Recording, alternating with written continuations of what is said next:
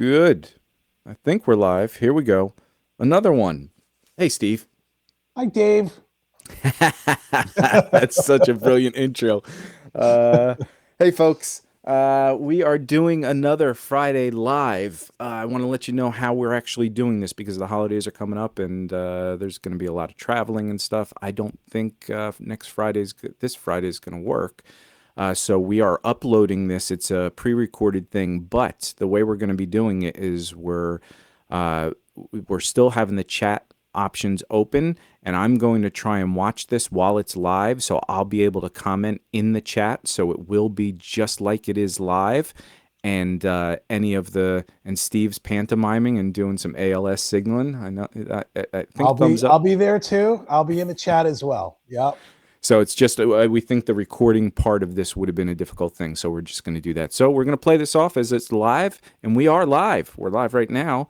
And hopefully this doesn't give us a whole new group of hurdles because, sometime last week we had a little bit of echo issue because we had conflicting audio things, but it was still good.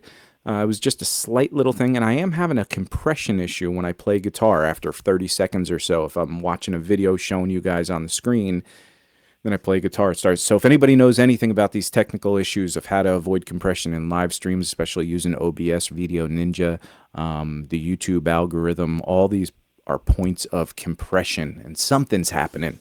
So I'm hoping I solved it, but hope is just that, hope. Steve, listen, we just got done with the podcast Friday. This is Sunday, but officially Friday. It's Friday. It's Friday. What's the actual date? Let's see. It's going to be the 19th. Today or actually Friday. The 19th. So officially today is Friday the 19th. We are several days away from Christmas, which is ridiculous. Happy Hanukkah to everybody. Merry Christmas. All the holidays. Man, it's looking busy. Times. Yeah, these are the good times. This is when you hang with your family. This is when you are hopefully spending time with the people that you love and just really kind of slowing things down. This is the best time of the year, man. Love Christmas, man. You see, I got my Christmas decorations up. I got a Christmas tree. It's not lit up. I don't know why. I whatever. Anyway, so today's podcast, everybody listening, if you're interested in anything, let us know in the comments. We will get back to you, whether it's here live or in a comment section after the video posts. Hit us up anytime. Facebook. There's a link in my in the YouTube thing where you can go to my Facebook guitar breakdown. Always hit us up there. Comment any questions we discussed last week about the website and the lesson packages and the private lessons and all that good stuff. So if you have any questions about that, let us know. Steve's lights in the background are getting hotter for some reason. But he looks good, looking strong, Steve. Listen, to this week, we're going to talk about Blues Saraceno. I stumbled back onto some of his playing, which is just absolutely amazing. And it kind of ties together with the ToneX, trying to get a tone. I was getting a tone similar to, I'm like, what does this sound like? And I realized it sounded similar to, blues has this kind of, not boxy sound, but there's definitely it's such a clean pushed tone. It's almost like a Van Halen tone where it's got there's just something magical to it, and nobody else seems to get that. And I know Steve knows a lot about how he was getting that. It's a throaty sound. It's almost kind of like if you cocked a wah and had that at the top of the wah wide open, and you just get that real throaty kind of like.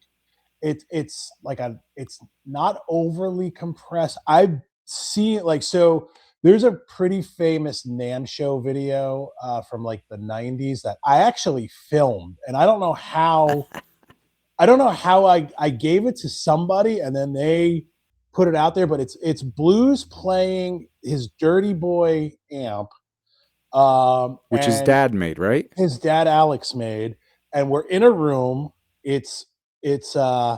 He's playing, I believe, and I don't have the benefit of hindsight right now to remember everything, but I believe it was the red and white checkerboard one that he had, the plaid guitar. And it's literally like we were sitting on the floor staring up right at him. We were in the front row. It's in a room, so it was pretty loud. It was a pretty interesting crew. It was me, Metal Mike, who used to be Rob Halford's guitar player, who's my buddy here from New Jersey, and then Rob Johnson, who's like a monster shredder. Yep. So it was us three hanging out at NAMM in like 1995 or six. I forgot the year, but that footage is out there, and it's like incredible. Like his tone, just to be in the room with it, and literally, like I went back and I just listened to that sound, and I was like, how can I make us like a facsimile of this just in my in my own world in 1996? And literally, the only thing I could do was just take my JCM 800 and just cock the wah and play with the wah cocked open, and that was it. So basically, that was about as best as I was going to get anything close to what he was doing. So what I found on the ToneX was, and that's interesting because I'm going to try that with this ToneX too, because it's a unique tone, and it's what I saw with going through all the settings of ToneX was the speaker cabinets. Really changing up those cabs really gets a little more of that throaty thing. It really is. So I settled on a 210, I forget which one it was, that really gets that it just boxes it in, the throaty thing. And it's not perfect, but it gives, and you really have to back down the gain, because you have to really have, it's almost a clean tone, just pushed like Van Halen. I mean, it really is. There's not it sounds gainy and a lot of stuff but man, when he starts doing those pinch harmonics and then lightly muting afterward, like you get this sense that, man, there's no gain on that. Like it's clean. Yeah, and when you listen to, like, not necessarily his first record, but when you listen to Plaid and the one after that, which is eluding me the name of that one, Hair Pick, you listen to those tones and they're so, like, when he's playing chords and he's arpeggiating chords, they're so articulate, that sound, and that amp was screaming loud. Yep. You could just tell it just had that, like, that sound where like everything was screaming. So I definitely agree. It's not like it's not one of those things where it's gainy and like and I think that's like kind of one thing where people still haven't really learned, from even from the 80s, where like everybody wants more gain on top of gain, and it's like you're never going to sound great with that much gain. Everything just gets lost, in the articulation, in the arpeggiation, the way that it sounds. So that's one of the things. Like, so when you listen to Eddie and Angus especially, they just run amps super loud, and it's pushing a lot of air. So with a ToneX, obviously, we don't have that ability because we're not really pushing air, It's so I think in this case, finding like the right IR or finding the right cab sim will also help. But turning the gain up is never going to be the right way to do it. So with one of the things that I tend to do with my ToneX when I want to have like a cleaner, hot sound, I tend not to use the word gainy. I tend to use the word hot. I will run a Timmy pedal as just a clean boost, and then that just kind of like adds like a gain, almost like in a way where like you use an EQ pedal, whereas you use that as a clean boost, and that's really where like when I want that sound. But his tone is great, and to see it live, the way he plays, he's definitely a mix of his influences. I mean, you hear all the guys that he loves. I mean, I also heard like a lot of Billy Gibbons in his, like, his the way he plays as well. I mean, he's another one that's just an amalgamation of all his influences. I love Blue Saraceno, and he's one of my favorites. Too. Well, and the funny with that whole pushing sound and all that, again, you're not getting that through the ToneX or any of these things that we're doing with headphones and blah blah blah. It's also like I will pull up some of these tones on ToneX, and I'll play a single note right off the bat, and it gets that stadium screaming, echoey. It's got a lot of distortion. I'm like, man, that sounds actually okay. And then I dial it in, it sounds great. But then when I start playing chords or doing anything else, it just gets lost and muddy. So it's great. Again, you have to know what you're doing with the tone. So when those guys are, even doing their sound check on stage, and it's very clean and it doesn't sound great. I've told the Steve Vai story where it just sounded so brittle and harsh, and it was horrible tone. And then when he kicked in the band and they started playing, it just bled through. So blues, when he's playing, even a lot of those things that he did were clinics and backing tracks and stuff, but it cut through. But when you hear him warming up, the tone's so super clean. And if he were just playing clean and talking and doing that, he'd probably dial up a little more gain just to have that safety, maybe. Whereas when he's playing with the backing track, he knows if he doesn't need it. It's all going to mix in perfectly. And I watched a Oz Noy with I think it was Tim Pierce last night. Tim went over to Oz's place in New York. He's on the Upper West Side. He's got a place, but it's like I think he's on the 5th floor or something, apartment building. And you always see him in that room, the big living room. It's got like a crappy old heater in the wall, and it looks like a decent place, but it's definitely, New York, right?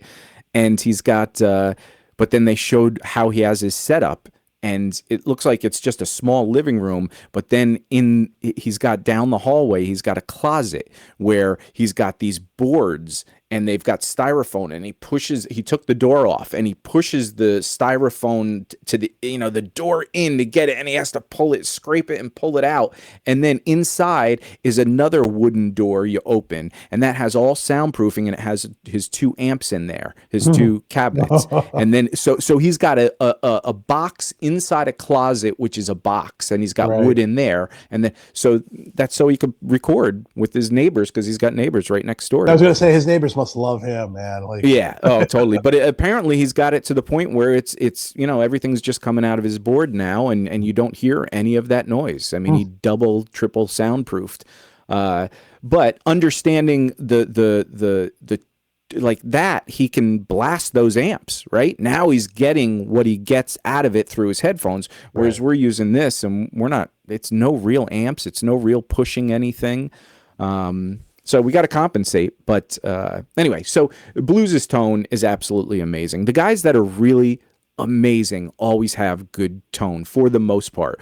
You hear like Warren DeMartini. I love his tone. I love Van Halen's. We're going to talk a little about Sean Lane today. And dude, his tone was just that glorious Holdsworth. And the fact that he played 1,000,000 notes and it was still nothing bled into each other. Every note you heard, and you're just like, dude, his tone sounds like it's gain heavy, but it's not. Yeah.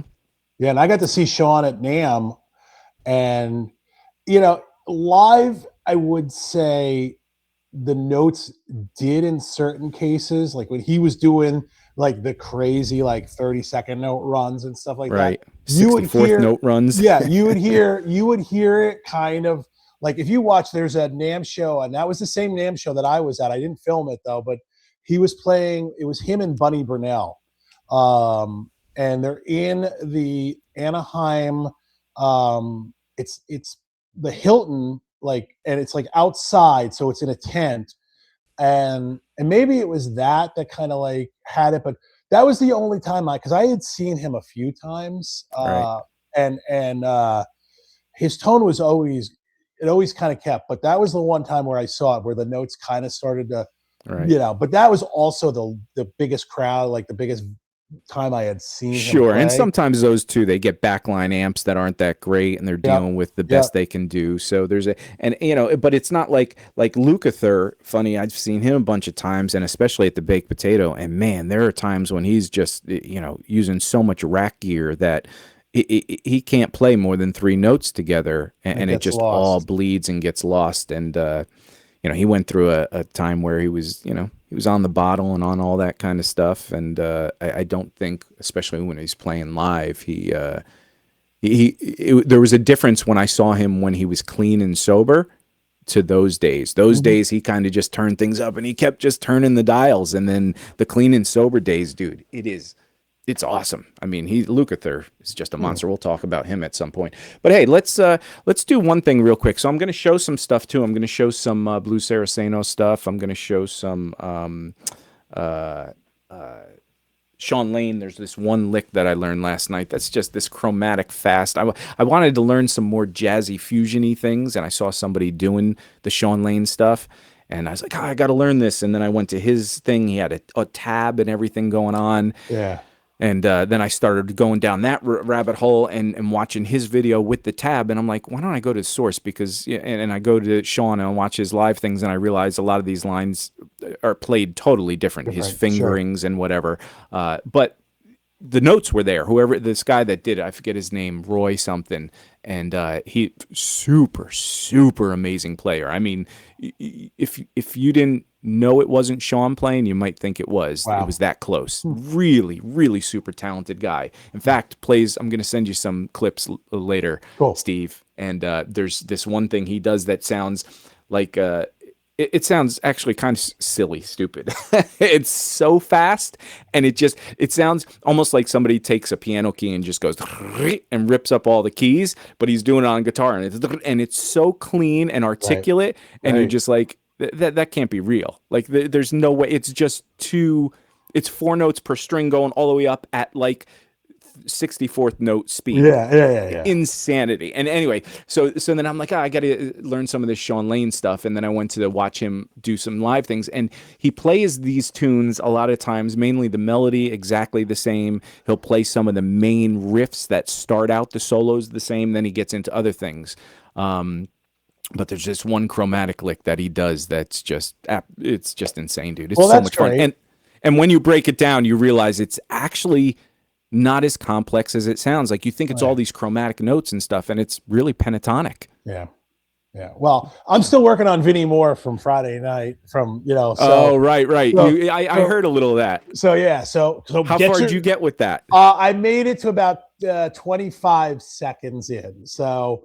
You started from the head? I started from the head and got it. I would say probably like, I would guess about a good like 7 to 10 measures in, where like I'm about 60% of 100 on the YouTube, slowing it down. So, but yeah, that was all day yesterday and most of today. So I didn't do anything. I was just like, you know what? I'm going to give the triads a break today and the improvising. I'm just going to have some fun. But yeah. So if anybody didn't watch last week's podcast, please do check that out. Also do the whole like and subscribe. Push this fancy button here. Also, while we have a quick second before we kind of go into this, I just wanted to thank everybody. The numbers for our podcast this past Friday are like fantastic. I mean, it's our best one, like in terms of, we're slowly getting traction. And I know Dave, is pushing the like and subscribe thing. And yeah, it's cheesy, but like clearly something is resonating, because we have like, we have had 25 people already like the video, and we're up to like it's probably our highest viewed video so 350 far. or something. Yeah. So he was even higher within one day. Yeah. So, I mean, and again, like we're in the, if we're comparing ourselves to, established guys, and, we're just two friends doing this, but, it's exciting when the momentum is kind of starting to feel like we're hitting a little bit of a stride. So I just, before you kind of did that, I just wanted to thank everybody. Yeah, no, I want to thank you guys too. Like literally we may be just two guys. I mean, I had the YouTube channel for quite a while and got up to like 26, 20. None of these matter.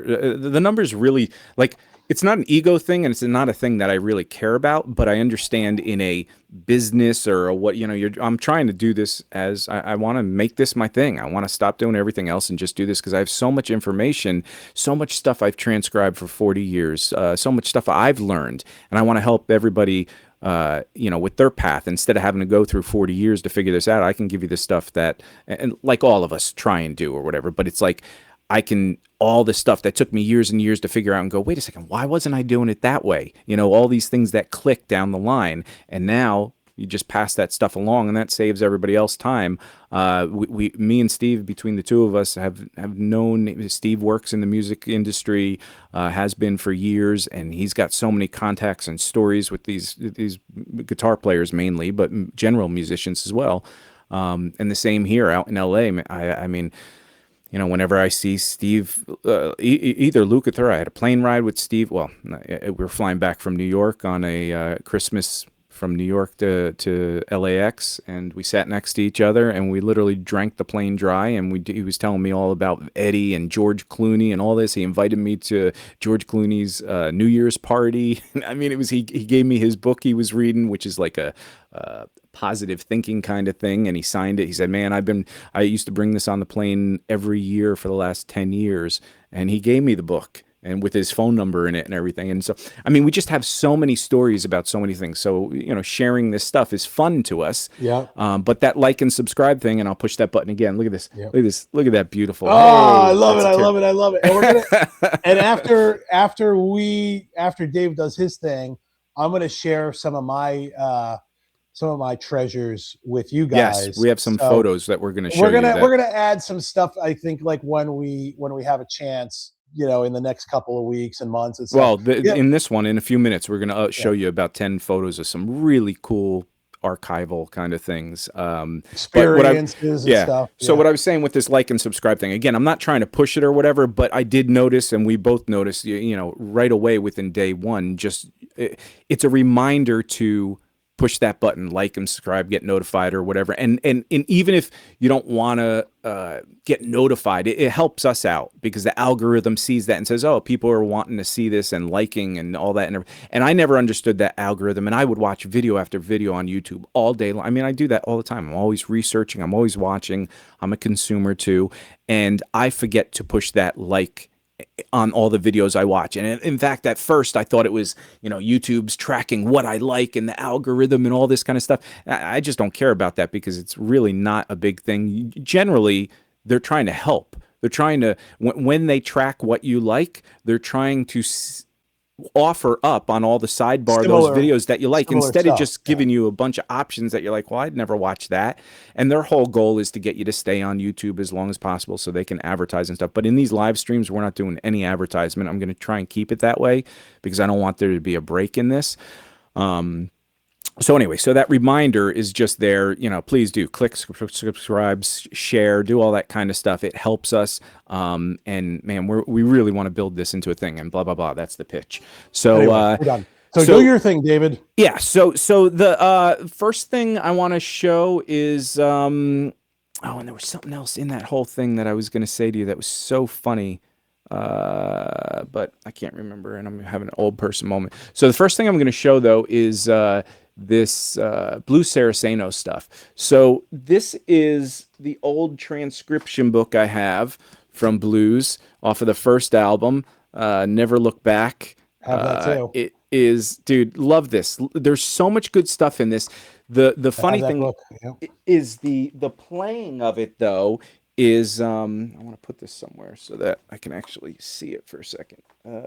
The some of the stuff has some, you know, it's almost like I never played like YouTube stuff, or there's some Steve Vai stuff that has harmonizer on it that is really cool stuff, but I never play it because I don't use those effects that much. Well, in this, especially the first album, there's a couple things where he does this thing where he's hitting notes and multiple notes repeat, and it's like this repeating thing.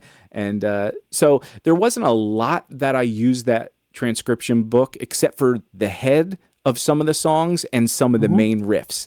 And one of them was Before the Storm, and I gotta make sure, because I'm terrible at names of let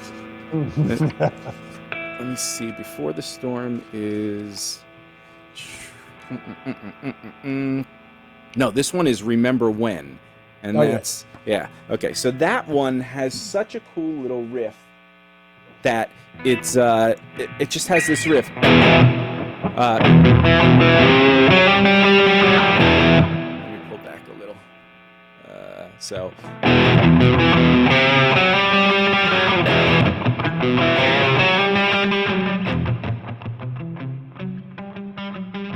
And the cool thing about that is exactly that, the dynamics that you get out of it, right? If you really do it heavy with your gain up, you have...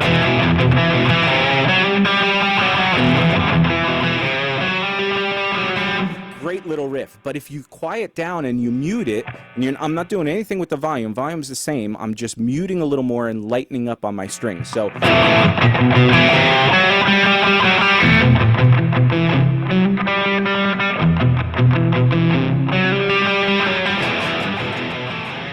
Bring it up a little. It's just a fun little riff to play, and really getting when you pull off your palm and really pick harder, especially with that open string. That's when you get it to sing and ring, and then it gets into the. It's got a whole intro thing.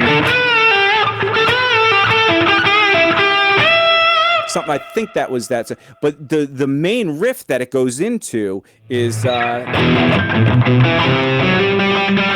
goes, yep. Yeah.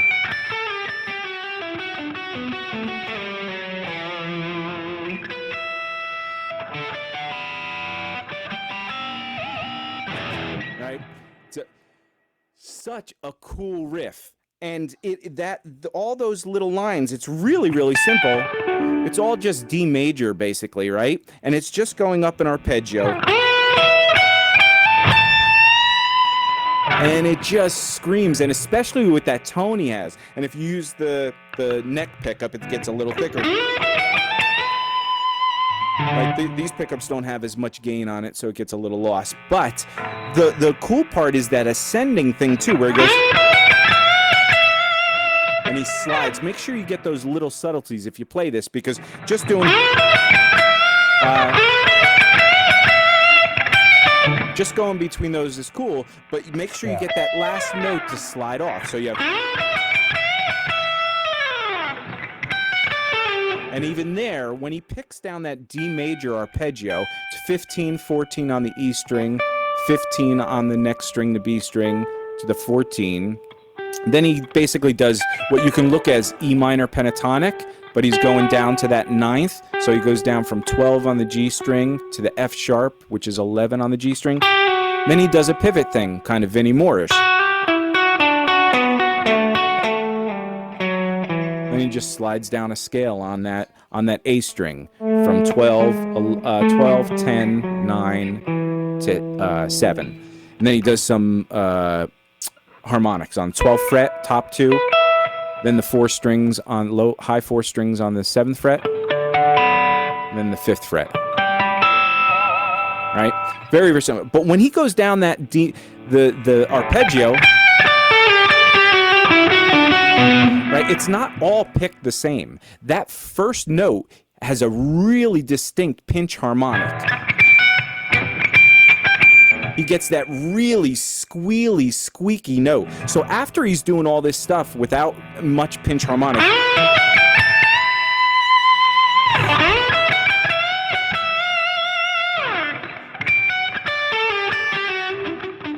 then he starts muting those notes that he's pivoting off of.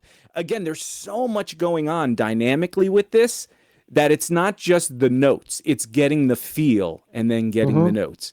And Steve, you used to do a bunch of blues stuff. Like, I mean, you're the one who introduced me to blues. And in fact, I remember we're going to show some pictures, but there was one picture. I don't think it's the one we're going to show, but there was one picture where you look like Blue Saraceno a little. Yeah. No, I used to get told that I looked like when I was younger. That's for sure. And I saw him play like a couple of times. It was always at NAMM. But he was just like, the thing about his playing was, again, technically there were guys that, could run circles around him. He wasn't a shrapnel guy. He was a John Sticks guitar for the practicing musician guy. And so, that delineation to me was, not quite as a, like shredder forward kind of thing. It was with blues. It was, to me, that Never Look Back record, and especially the plaid record. The plaid record is just, it's like those tunes, and those riffs, you could just like sing them, and to me, there was something about blues that I was just like, this is, I feel like I could do this, whereas like with shrapnel, and I love shrapnel. We've had this discussion. We've gone down the shrapnel rabbit hole, as you started to, in 1988, 89, and, you started to kind of develop who you were as a player. And there was so much new content and so much new information. Everything was just happening. It was brand new. And, I think the thing with blues was that he was very refreshing. And so to me, he just came across with these great, simple, his tunes were like 3 minutes too. They were never long. Yeah. Yep. They were very melodic. They were instrumentals in like the best possible way.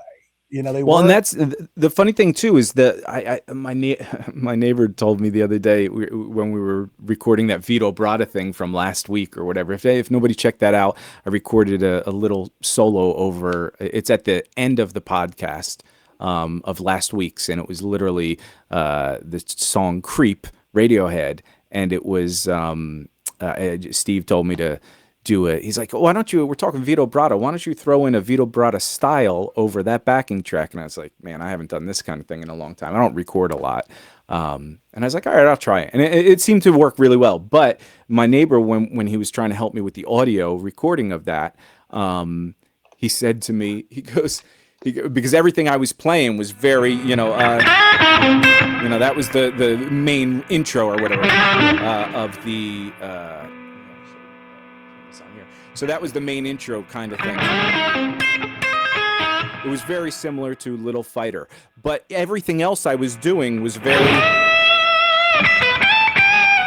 it was very bendy. A lot of stuff I do, I'm bendy. I like hearing those strings bend. And he pointed out, he's like, man, your style, a lot of what you like to do is that singing bendy kind of thing. Whereas a lot of the shrapnel things were always, even Racer X, it seemed out of touch, out of reach for me because it was arpeggios. It was a lot of picking. It was a lot of 16th notes with no bending. And then there was harmonized guitar. And I was like, man, I don't know. That's not my style of play.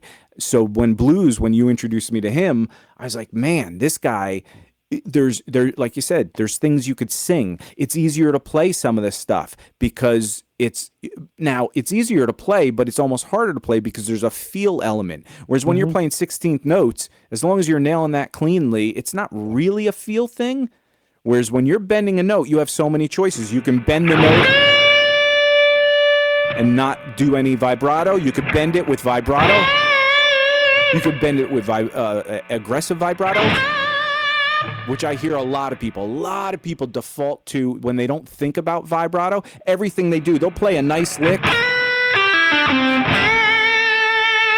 and they're and they end on, and you're like, whoa, the vibrato is as important as the notes. There's also the Jason Becker thing where you can do a quick bend down, up, down, and back up, and then add a slow vibrato at the end of that. So you get that wishy-wash up and down, hit the target note, and then you do a slow vibrato. Plus, it's how you end that. Do you just end and then go to the next note, or do you slide off and give it another articulation? So you go, and then slide off, slide into another. There's a million different ways of doing that. Then the touch dynamics of doing it lighter. So you do so you can actually build into that note where you're hitting it soft at first, then building it harder. Yep. But that's the blues thing, where blues Saraceno may play a lot less notes, but every single one of them has a different feel and tone to it. Yep. And the thing too that you brought up, though, it kind of just bears repeating. Nothing makes a player sound like an amateur than a bad vibrato. Yeah, 100%. Like, you could have great chops, but if you have a bad vibrato, it just, I'm sorry. It's just like, that is gotta be something that you should be focused on before you hit anything is work. Like I've seen it. I don't know if it's just, there's a lot of people on YouTube that like where they play, and I'm like, oh, this guy's awesome. And then he just bends a note or he does a vibrato. I'm like, oh my God, dude. Like, and then when you watch every single time the vibrato is exactly the same, then you know that they just never. So if anybody's interested, I mean, look at John Sykes, look at Steve Vai, the way he does his little George Lynch, Greg Howe, Andy LaRocque from King Diamond, a younger guy, Brandon Ellis from Black Dahlia Murder. Good vibrato, Neil Sean. I mean, like the session guys, the Larry Carltons, the Michael Landows, all those guys. And if you notice again, all their vibratos are different at different times when it serves the purpose of what they're trying to get across. I mean, it's a vocal. It's like a vocal voice. Yes, and it's also, you know, the thing too that's bad vibrato and then not bending to pitch correct. So you know, the one thing that I recommend is, you can do this even, you know, without a big rig. You don't need to do anything. Literally, like if you have your cell phone, just take your cell phone and hit, like, if you're bending, you could do this, Dave.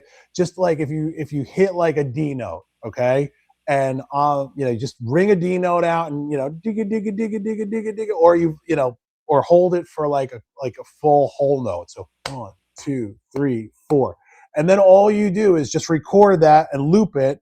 And then just bend, you know, a full, you know, from the C, a whole step up, and work on your bend. And then maybe you want to do like a half step up, and just do that and record it, and then go back and listen. Because to me, there's nothing that makes a player sound terrible when a vibrato is bad or a bend isn't to the right pitch. I hate overbending or underbending. It just bothers me. And it's especially like, if you're kind of, you know, new to this, you know, it's been a couple of years and you're just getting into some of the techniques and this and that. Even if you're 5 years into it, I mean, I was at a point when, I was at music school. I'd been doing this for 5, 6 years or whatever, and I still didn't have a lot of this under, because I was focused on all the things, trying to figure out where to put your fingers, trying to figure out how to do the picking, then diving down the tone. I mean, you get lost in all the things that are important at that time, but you don't think of the subtleties, and it's those subtleties. That's why I started this whole guitar breakdown, because every time I transcribed, it was the little nuances. It wasn't just, you know, I'd hear people play the licks and stuff, and I'd be like, well, that's good, but it's not. It doesn't sound like it. Why doesn't it sound like it? And why it doesn't is because of they don't have the same kind of vibrato. They don't have the dynamic range that the ends. There was a slide in there somebody missed. That's why I'm so particular in, like, I'm not, Levi Clay's a great transcriber. I see all these great transcribers, but when you're doing it and you know, you're making money from it too, you don't have time to get into the nuances, because I will transcribe something and, man, I could transcribe it probably. I could transcribe a solo or a whole 3-minute song probably in, I don't know, a couple hours. Like I can, you know, I can do it well enough. But to get those nuances and get it to read like a book, where I can just look at it and see the notation is properly saying this note hangs over to this, and that's where it gets dropped off. But also he picks before he drops it off, and all those little articulations, man, that'll take me 2 days to do. And you just don't have time to do that when you're a job or whatever. But those are the things that make a difference. I transcribe something that I'll upload. Man, I have so much old stuff that I need to upload. But there's a Scott Henderson thing. He did a GIT, Musicians Institute. It's on their site or whatever. And he's talking with who was the head of GIT? Jude Gold. Jude Gold, right. So he's talking to him, and he's doing this thing, and he does this little blues thing that's like a 1.5 to 2 minute solo or whatever, that he's just improvising or whatever, but he's using the bar a lot. And that expression of the bar is kind of hard to notate a lot of times. It's tedious.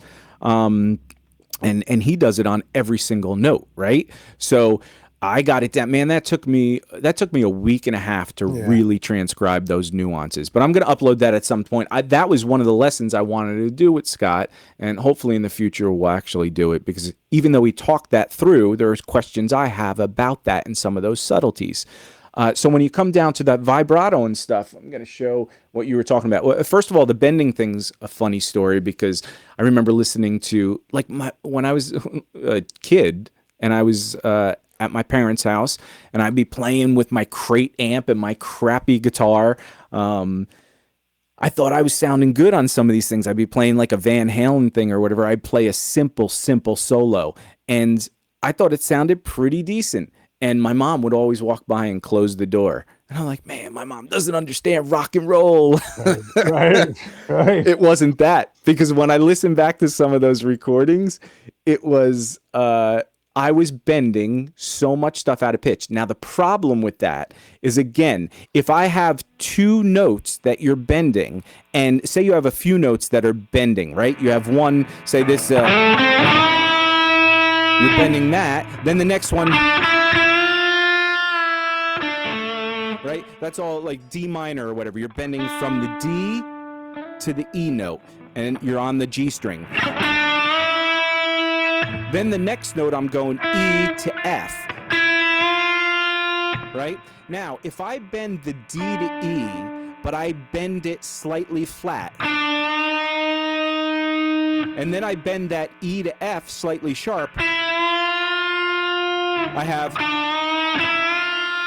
Now you're totally in a different key, and the key doesn't exist because you're doing in-between tonalities, right? Right. Now, the coolest thing is, like Guthrie Govan, he'll do some things where he bends up a step and a half,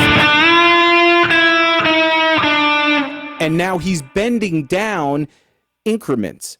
So you're getting different notes. And if you notice, if you're in A minor pentatonic, that D note, if you go up a half step, that's E flat. That's your flat 5. If you go up to E, that's your 5 of A, right? Now, if you go up another half step, you have a sharp 5. But if you wanted to go up a whole step, you get the major 6. So if you can bend up from D to that F sharp,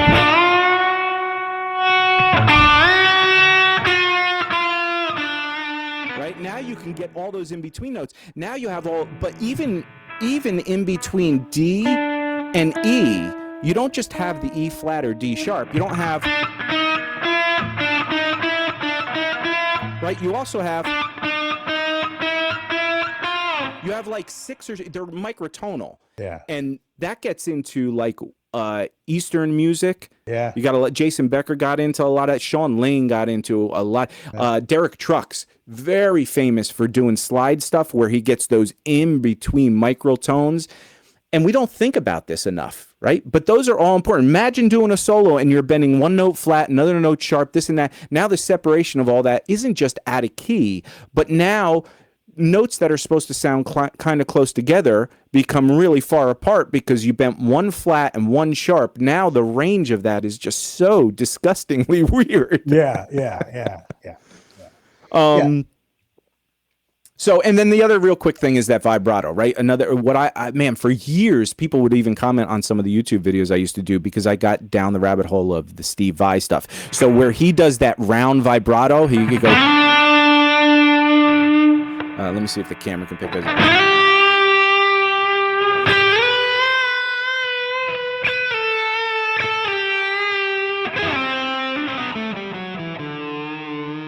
But he'd always have, and sometimes it was faster than that. I was just keeping it at one tempo. But that round vibrato is a little showy, but it also does serve a purpose because, again, if you have the theory between these frets, right? In between, especially when you get to these lower frets, if you pick the note closer to the fret, you're getting a truer tone. Now, if everything you do in a scale is close, right? You're doing everything at the closest part of the fret. You're getting a true pitch. If you do one in the middle of the fret, right? And the next one in the back of the fret, and the next one in the close part of the fret, you may not actually hear it, but it is changing the pitch because you have, think about if your action is a little higher. If you press a note, then you press harder, dude, that almost went up a half step, right? I mean, you can actually hear that. And it's the same with going front and back on that fret. So in theory, when you're doing that round vibrato, you're actually sliding your finger between sort of the front and back of that fret. So you're getting a vibrato that's going up in pitch and down in pitch, very violin-esque and a vocal-esque. Whereas most people, when they bend their notes, if you bend a note, you're going from here, which is D, vibrato up, back to D. Even if you pull the string down, you're going up. There is no down in pitch. Right. So the only way to do that is with a bar, with a little bit of smooth, right? And if you do it subtly, it's almost like getting that round vibrato thing. Right. But I mean, think about how silly it is that you're thinking about this that deep. But it's important. Those little nuances are super, super important. Well, it's also another tool, like in the tool belt. I hate that saying, but it's true because,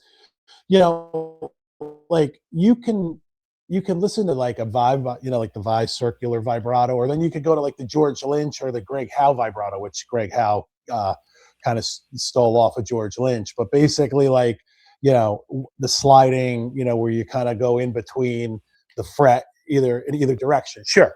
So again, those are the things that are going to give your playing an identity, and it's easy. It's not easy. It's hard. I still work on my vibrato all the time. Yeah. I still work on developing different vibratos, but when you don't have certain techniques. So like I was just saying to Dave before the podcast, it's like there's everybody's got we're not going to be able to be Sean Lane or Alan Holsworth, you know what I mean, like, or Paul Gilbert, where you could just be there's a certain point where your own body physics are going to say, okay, that's it. And I know as long as I've been playing and as many hours as I metronome, I know kind of like what my wrist and my arm's going to be able to do, and I'm okay with that. And I think that that's the thing. When so it's like, okay, cool, I have a little bit of speed in the arsenal, but where I really want to be a good player is I want to have a great vibrato, and I want to be proficient at having a good be able to bend in pitch and to be able to phrase the note. So those are things that I think sometimes get overlooked. And kind of circling back to blues, those are things that he does incredibly well. Yeah. Yep. And again, we get lost in the like I mean, we've been talking about Vinnie Moore and Jason Becker and all these guys, and we've been talking some licks and this and that.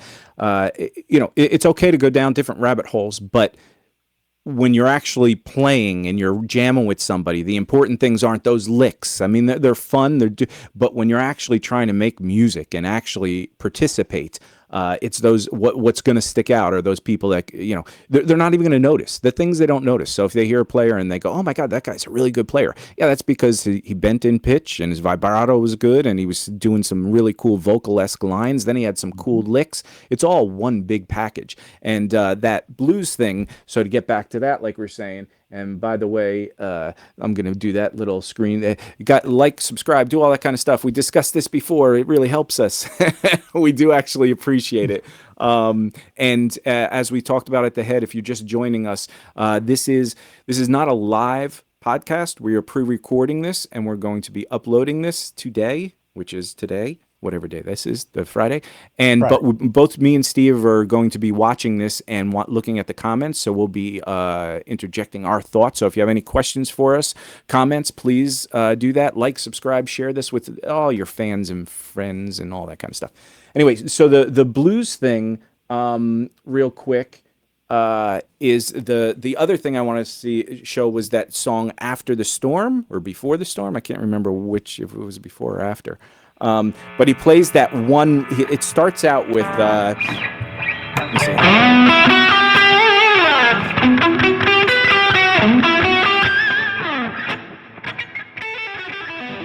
He does that lick, and I've transcribed that on Guitar Breakdown before. Just that lick alone. And what's so cool, again, it's just first the beginning of that is articulation stuff, right? So he goes.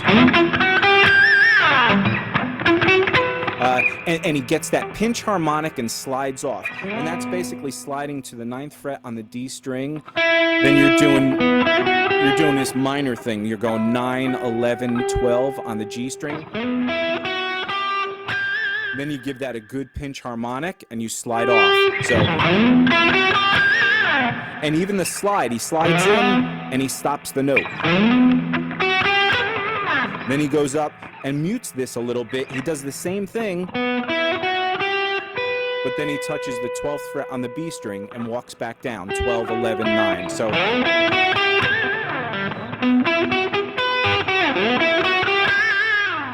Then he does this arpeggio, which is basically, it's an E minor arpeggio. So if you have the 7th fret to 7-3 on the E string, 5 on B, 4 on G, 5 on D, and 5 on E. Right, real simple arpeggio. But he also throws in this middle note, which is the 5th fret on the E string. So it's really 7, 5, 3. But he gets this, right? So the cool thing about that is, and I have a hard time playing, even though it seems like a simple thing, right? It seems like an easy arpeggio, but it's the way at the very beginning, and in the book it's transcribed wrong. I always call people out. I transcribe, everybody transcribes things wrong. But it's notated as 2 scrapes before, and then he goes down that arpeggio, and it's really, and they have that as 8th notes. It's really an 8th note punch with 2 16th note scrapes. And that's what gets that really cool thing, because the first scrape is really a scrape of all the strings. It's really getting this overall muted scrape. Then it's 2 very distinct. He gets 2 high E string muted scrapes that go. Then he kicks into. And that gets that whole swing thing happening. And it's cool. and the lick is, you could hear it swung. It's sort of like it's a Van Halen kind of swing, right? Da da da da da. And there's a little that didn't make sense. But the cool thing is he gets that. Then he pivots off the, so he goes 5 7 5 7 5 3. Then he goes 5 on that same all E string, then the 7 on the B string. Then he comes down the arpeggio, starting with that first finger on the 3rd fret. So 3, 5, 4, 5, 7, and he goes down to the 5th fret. And then he gets the 5th note, the 2nd fret of the G string, and I think he hits a harmonic with that. So he goes, and it's a really distinct scrape on that. It's not just the muted. It's a really, you hear that pitchiness.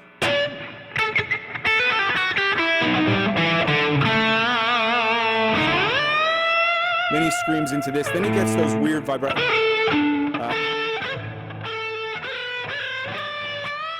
He gets that vibrato bar where he shakes. It's basically 14, 12, 14 on the G string, 12, 13, 15 on the B string. But he's pulling the bar. So he hits the note and he pulls the bar that's fluttering. You can't have it locked down. It's got to be floating. Right? That's just so cool. And again, just a little subtlety, right? Mm-hmm. It's all nuance. It's really. Nuance. And then he gets into the cool part where he goes, there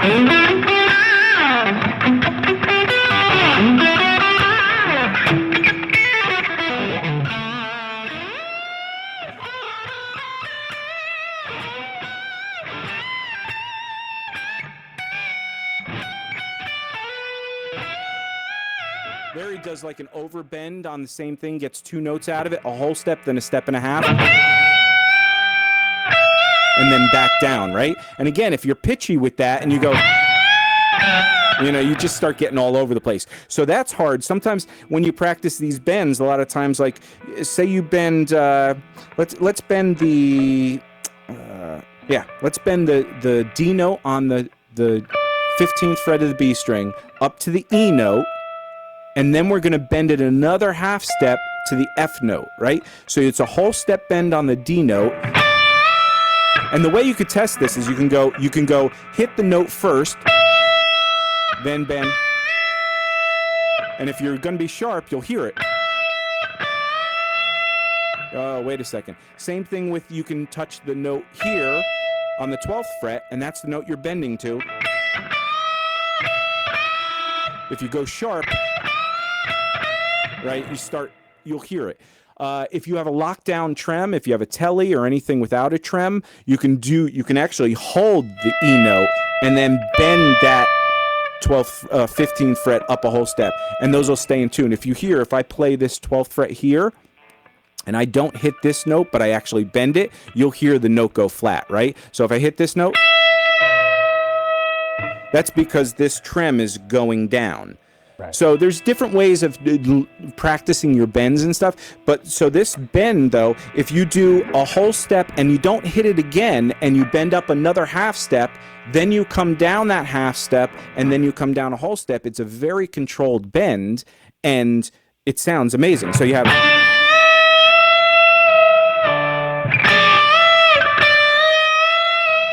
And I was a little flat on the first one. So it's...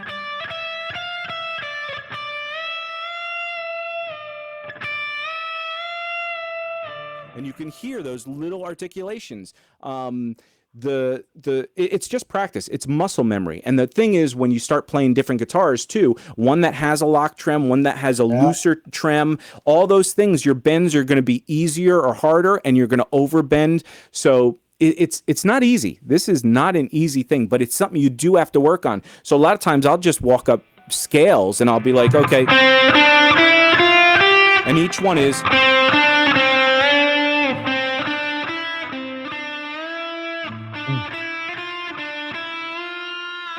I was just working on that this morning. It's so funny, dude. Yeah. So funny. I was just working on that. Because it's an ear thing too. Your ears got to be in line. You know, if you have if you have a little wax in your ears and your hairs are doing tricky things, your sound, everything. I mean, all of this has to play together. That's why everybody thinks guitar, you know, from looking outside in. Well, you know, it's not that hard, or piano or something.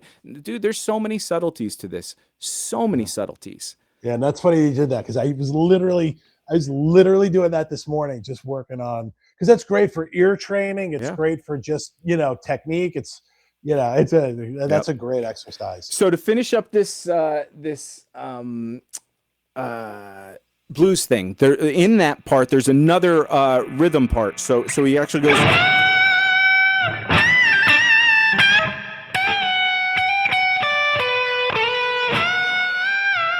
And it goes.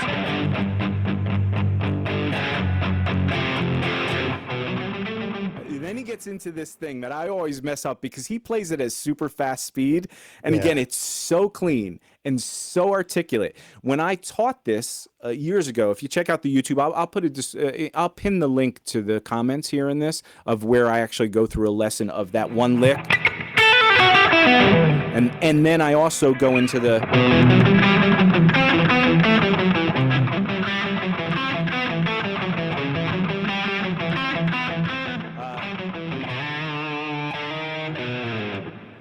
So that, when I was doing that back then, this is a funny thing. All this stuff that I'm practicing, remember we said in the last podcast, I'm like, I don't know where I'll use this Vinnie Moore stuff, you know, but I'm trying to work on my picking. This is where it comes in. I'm so much better at picking this now, so now I can pick it. Whereas before, when I taught it, it's basically on the A, the A, D, and G string. And it's going the second fret on the A string, second, fourth, fifth on the D string, with an open string on the G string. So you're getting two G notes, the fifth fret on the D string and the open string on the D string. So, and it goes back down. Then it pivots off some notes on the G string, which is the fourth and the fifth fret. So you get. Then you do the third fret on the A string. Then the fourth fret. Then you slide up to the fifth on the A string, to the sixth, to the seventh fret, and you slide off on that E string. But two things with that. One, dynamically, there's a lot of muting, and if you open, so this is muting.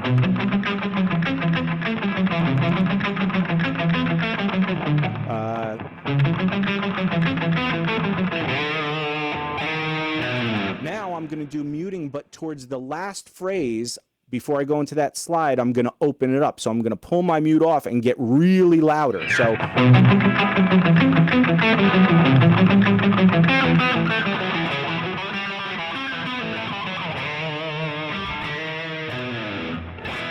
So I mean, that builds the intensity. The intensity is being built by this note going up a half step, right?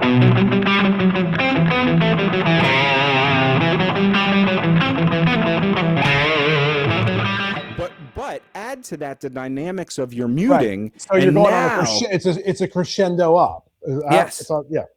It's so beautiful, so fun. So when I first taught that, though, I was doing it where I could not get my pick to go around and out, kind of like I talked with the Vinnie Moore thing. Some of those in-between strings, the G and B strings, I overhit, and I'll end up hitting a higher string. So I have to use chicken picking. When I do a B and E string pivot thing where I'm going... anything like that, I'm free to use the pick, because when I'm doing the B string here, and then I do the E string here, when I pull my finger to that E string, I can go as far down as off the fretboard and pull back up. Right? It doesn't matter. I can be sloppy with where that pick is. When you're doing inside strings, you have to be so precise so you don't hit the other string. Yep. So when I'm doing this one, I was always having trouble with those top pivot notes. So this. Those inside out things, so I would chicken pick that when I did it in the last lesson. So I was doing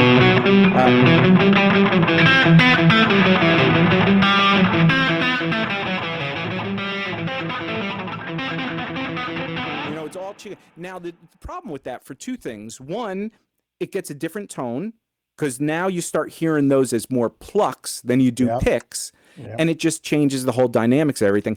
Plus, my speed wouldn't be continually consistent, because my finger would always it was slight. It was but as we were talking with the subtle vibratos, the subtle bends, all those little subtleties start messing with your ear a little bit. And this lick, you need to hear just the pick. It's that you just want to hear those things consistently. Very articulate. Yep. So anyway, I was fascinated by that, dude. I love that. That's a great one. You know what that almost like kind of reminds me of in a way, not in terms of the melodic part of it, but the way that the pick is, like "Hang 'Em High" from Van Halen. Like, oh yeah. It's just like that, like where you're jumping strings and you know, and again, it's like is that the yes. That's a hard lick to do, man. Hard, and he has so much swing in that. Yeah, it's like ridiculous, dude. But that's why it's very similar in the sense where, you know, if you like a lot of the rhythm stuff in general, it's like in playing in general, I feel like I've said this before. It's kind of like you go surfing and you finally get on the surfboard, your legs are up, you're on the wave, and like, you know, if you're riding this wave, and it's so easy to just top over. It's the same thing sometimes. So like the only way you're going to get that consistently is to slow things down and just practice. So, you know, the one thing I would say too, just to kind of, you know, as we kind of close on this blues. Would be, is just in general, as you're learning these things, because I know for me, like I said, I went back and I was learning last week's Vinnie Moore thing. And it was literally like I would do like 10 minutes. I would, you know, really slow. I'd get it. Then I'd go up and I'd be like, oh, this sucks. And then I'd stop. I would stop because my brain was fried. And that's the thing too. You know, put your cell phone away. Don't look at your phone. Don't get interrupted. Shut the TV off. I know that, you know, there's a football game on, or, you know, whatever it is, or there's, you know, stuff is on TV. Shut it off. Yep. And just focus. If you only have an hour to play, don't waste it, you know, but take mental breaks. Because the other thing too is that like, you know, if you're going to practice something and you're going to use a metronome, your brain can only handle like 5 minutes of actual practice, but be intentional and don't waste your time. And so to kind of get back to this, the reason that I'm saying that is because as I'm kind of going back on after like the week, you know, that Dave is showing these things, I'll go back and learn them. And I'm like, oh my gosh, like, all right, I go back and I'm learning this stuff. Like it's brand new to me. Right. So I'm going back and all the tricks that I had learned with the metronome, and slowing things down. And sometimes it gets frustrating. You just want to get there, Yeah. but you really just have to kind of put the time in. And I think you're right. The Vinnie Moore picking, because even after doing the Vinnie Moore thing from like yesterday to today, and I was like, holy crap, man, just after like, Yeah. it's the syncopation, especially when you're doing the cross picking thing from like the pivots. Yep. And it's the same thing like what you were just doing there. You do that and you kind of like feel it, and it won't mess your legato up. Your legato's not going to be. It's just you're focusing on something else. Yeah. So, man, it's funny going from the. I mean, look at where we came from with all these podcasts too. We were doing the K Moriaka, right? Mm-hmm. And that was very pick intensive. Right, and then right, all that kind of stuff, and it all works together because you're working a technique. Some of this is more legato, even though it's picking and stuff, but your fingers are going in a different way. So it's a dexterity of your fingers. Then I was doing the Vito Brato stuff. Right, all that kind of stuff, and it's more phrasing, but it's still picking. Then he's got some tapping stuff he does, but it's all little techniques here and there. Then the Vinnie Moore strict 16th note picking, but he's got some cool, weird alternate like pivoting note things. Then this is more bendy and stuff, and so it's not that I'm. Man, I mean, I forgot about the Key Moriaka until I just mentioned it here. I'm like, oh my God, yeah, there was a backing track that we're going to record over in a couple of weeks. And I remember I wanted to throw in that Key Moriaka just as an experiment thing. And I'm like, I totally forgot. So it's okay to go down all these rabbit holes and learn this stuff but you really definitely want to focus, like you're saying. That's why I'm kind of liking these headphones with the ToneX thing. I don't have pedals I'm mashing with, and I'm not doing my time with, just weird things. I put my phone away, I do all that, and I really get in that lost in those headphones. And it allows that practice time to be, it's better, if you got a guitar in your hand for an hour, but you're really not doing shit, as opposed to 10 minutes of real practice, practicing a motif, practicing a technique. And man, that's going to stick with you without you even noticing. All of a sudden, somebody's going to say, dude, your vibrato is great. And you're like, oh man, I was working on that a lot. Yeah. Yeah, that's like people will sit there and go like, oh, I suck. And it's just like, well, did you actually work on anything? Right. There's a reason for that. Yeah, I mean, so anybody, real quick, if anybody's interested in this guitar, I always get questions for, oh, look, we got a comment. No, we can't tell right now, actually. But we will, because we're actually watching this live with you. But this guitar is an amazing guitar. It's a limited edition Charvel. They put this out years ago, maybe 10 years ago or something like that. Let me get this out of the way. But it's a super stock, I think it is, or whatever, limited edition. I love this is a little crazy. They went a little nutty with it, but you could see all of the goofy scrapes and marks and stuff in the back of this. They got a little out of hand. This guy got bored. It was break time and he decided to just chisel away at it or something. But this is a little screamer. Is it a little 59? Is it a little 59 or a JB? Little Screamer, I thought, maybe. Oh, okay. And I think this is a JB or something. But this thing sounds amazing. It's got a floating trem with a recess, a decent enough recess. It's not huge, but it gets me that floaty, vibrato-y thing. And it's just an amazing guitar. And one guitar that I always get asked about when I get here, when people come over, which is so funny, and I don't play it a lot. You can put the Benny Hill music back on. Dude, that was so funny when you did that last week. So this is, I'm not an SG guy, and I never have been. I don't like the thin bodies. Yeah, it's hard. Yeah, dude, yeah. And it's all neck, right? Well, this thing is amazing because it's got the thickest baseball bat neck. It feels like just pure wood. You could see there's belt rash here. There's, the edges are totally scraped. I mean, look up there. You can see, it's just a mess. This front is all worn out. This is a player's guitar. Some guy beat the hell out of it. The pickups, in fact, so the frets need a little working. The pickups are a little rusted. I got to groove those grooves in because it slips out a little bit on some of these. I do that technique where I put the string in this way and wrap the string around here to get a little more stability or whatever. Anyway, so it doesn't even have the switching switch doesn't even have a thing on it. It's just raw. Dude, but the neck, this neck is probably one of my favorite necks. It is so amazing. The tone is punchy.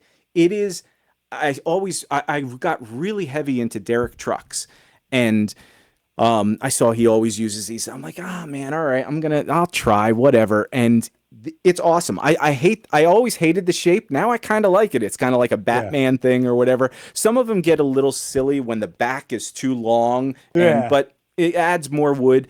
The funny thing is, I saw this in a don't dismiss your pawn shops. I don't go, we have pawn shops everywhere here in Los Angeles, and I don't go into them ever until I bought this.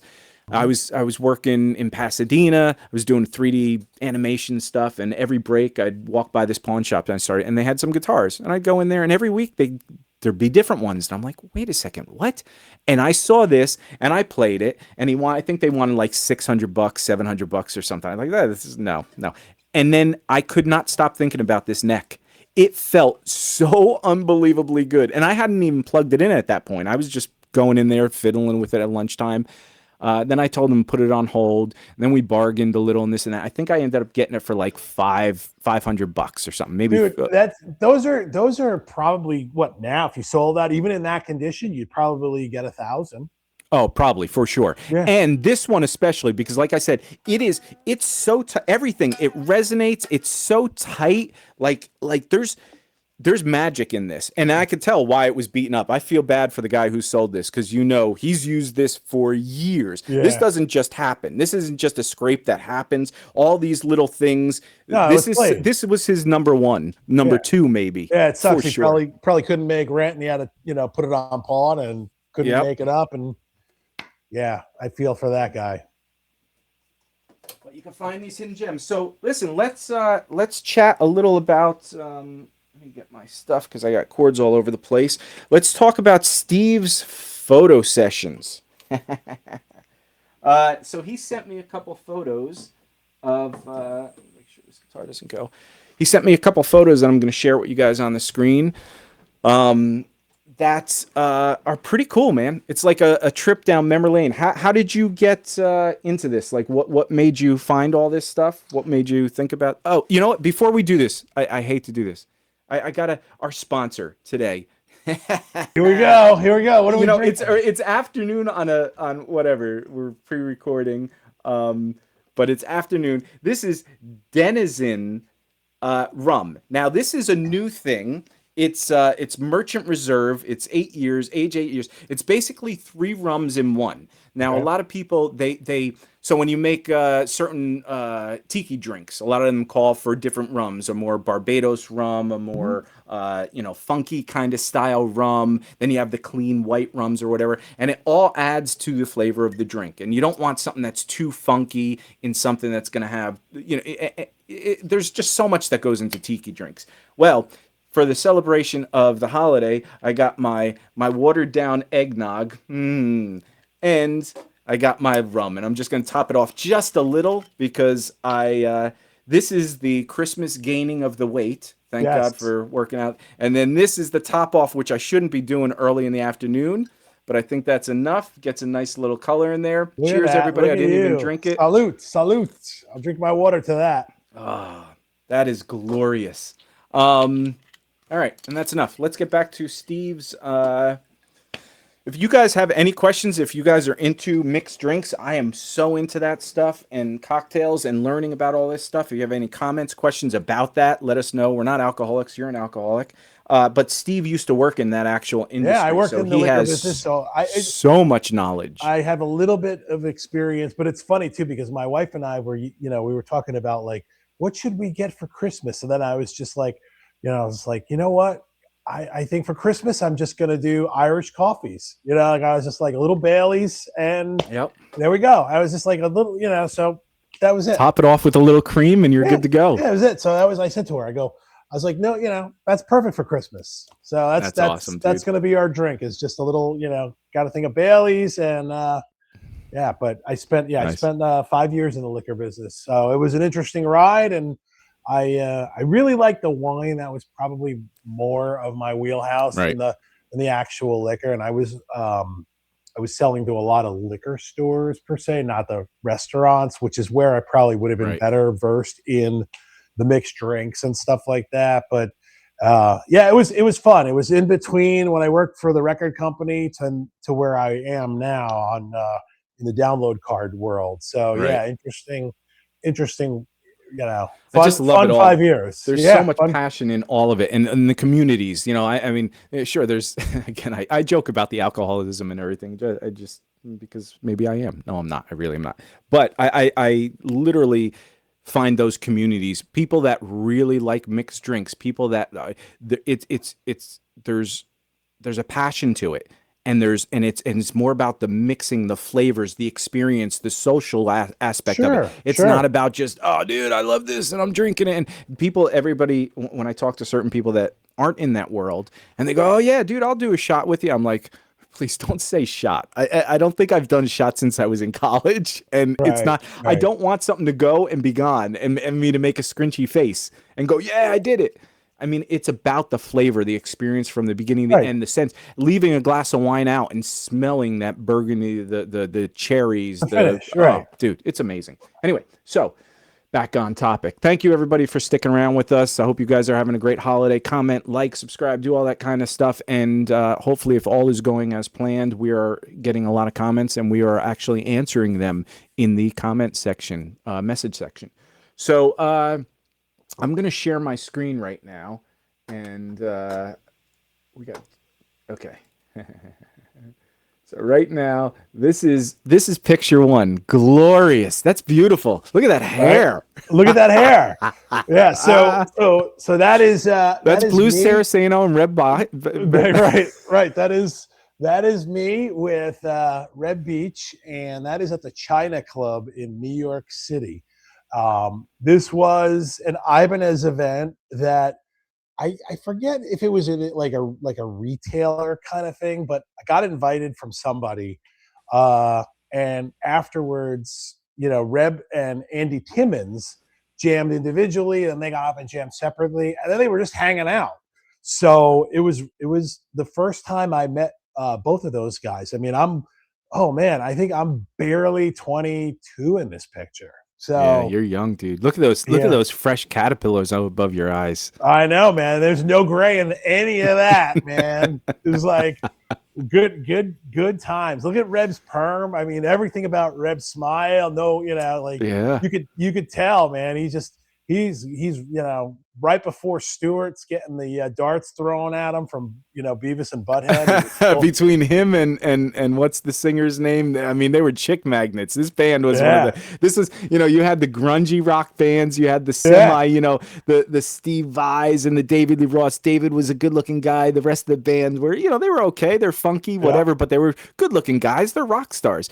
But they Winger was a pretty boy band. Those guys. And they could half their audience were women. Yeah, but they could play and they had good tunes. I mean, I liked them. But yeah, no, that was so yeah. So I was just kind of thinking about, like over the holidays, I was cleaning some of my stuff out to get my Christmas tree up, and I had found a bunch of all this stuff that I had in a folder in my crawl space, which I actually moved up here. So I'm always afraid of stuff like this kind of, because this kind of stuff, these kind of memories are, irreplaceable, these kind of things. Yep. So, I mean, and then the cool thing is you sit back and you really think about everything that happened on that day you took the picture and all the stuff you were into during that time. I mean, I was into Winger at one point. I wasn't a huge fan, but, this would bring back those memories. And I'd go back and I'd learn that, she's only 17 or 6. What is it? What's the song? Yeah, 17. 17. Yeah. Dude, first of all, that song couldn't be played and published right now. Sure. Thank you, Jeffrey Epstein. Yeah. But the fact that I see him teaching that riff, and everybody seems to play it wrong. Everybody has this little articulate, but it's such a cool little riff, man. Talk about one of the most iconic. I mean, that when that hit the radio, dude, everybody was like, "Whoa, what is this?" Yeah. Amazing. Yeah. So moving on, we got the next one, which is we still got a slightly different blues Saraceno with his MI. This looks like it's probably at MI or during. No, this is actually at the China Club as well. This is the same day. Oh, okay. Were you And I'm wearing that wearing, shirt? yes, that's my MI shirt. If you notice, Oh, and the other one, it was covered. It was cropped photo, it's so I covered. didn't see it. Dude, So, that's great. that's my MI shirt, and I'm with one Mr. Andy Do you still Timmons. have that MI shirt? No, no, I That's wish a shame. I know.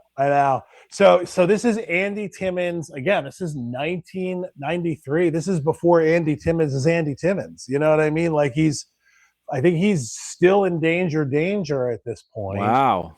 And yeah, and he nobody knew who really Andy Timmons would become. You know what I mean? Like he was just I but when I saw him play, I was like, oh my God, this is ridiculous. And then I saw him play at the NAMM show again, and I was like one of those early adapters to Andy Timmons. So Yep. I've always been a big fan. And the funny thing is, when I met Andy that time, he's laughing because he lived right. So at the time, I was taking lessons from John Petrucci from Dream Theater, and John lived in Hackensack, like on one part, and then Andy lived literally like right around the block. So the first thing I said to Andy, like, because I knew he lived in the area, I was like, "So, do you go to ShopRite or Pathmark? You know, which is like two supermarkets here in Jersey?" And he was laughing. So I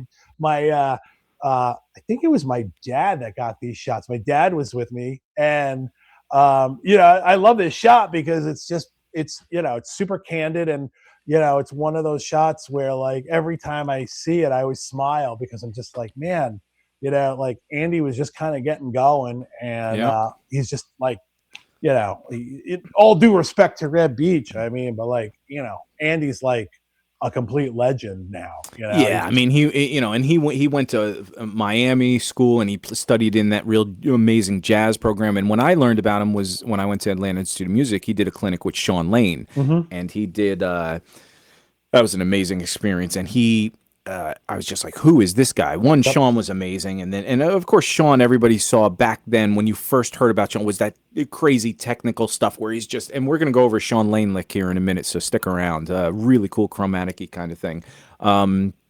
But he was known, especially when he gets into those intervals, the wide intervals, and he's just going at it, and it's a wall of noise, but it's beautiful, but it's just this wall of sound. Whereas Andy Timmons, he'd play, and he had more traditional bebop lines in there. Sean did too. And that was the thing, the misnomer, because people would, oh, Sean Lane is this.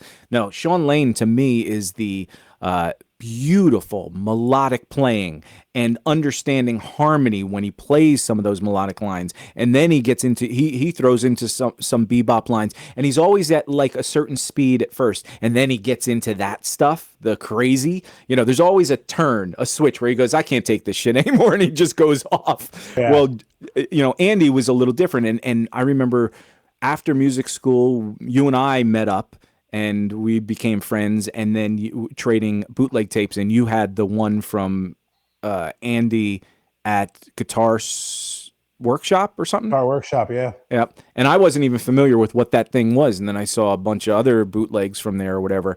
But that was my first real experience of what Andy did, because the only other thing I had really was Danger Danger. He didn't have any solo albums out at the time. Yeah, and that bootleg crushed me. Play on that Danger Danger record. It was Tony Bruno who played on it. Yeah, he played on the next one, the monkey, the one with the monkey on it or whatever. Yeah. But I remember that bootleg, man. I took that home, and it was a clinic. He was playing some tunes, but he was teaching some stuff, and he was teaching some jazz line, and it was horribly recorded. It's on audio cassette tape, and it was like my copy was from you, so it was probably an eighth copy from somebody else, unless you had recorded that. Did you record that?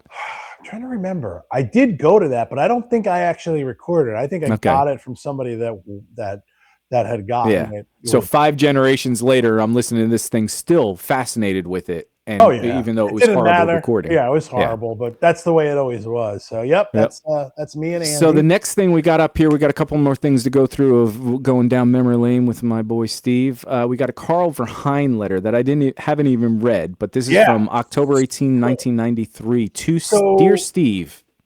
Yeah, so basically, this was, remember you had said that you were corresponding with Jason Becker. And I said I was pen pals with Carl Verheyen, and this was the first letter back from 1993 where Carl wrote me, and I wrote back to him 3 or 4 times. Unfortunately, I don't have any of the other letters. I think that they were, like I had a lot of stuff. I mean, I got most of my stuff, but I have this, which is still freaking awesome. Right. But yeah, this was Carl's first letter to me.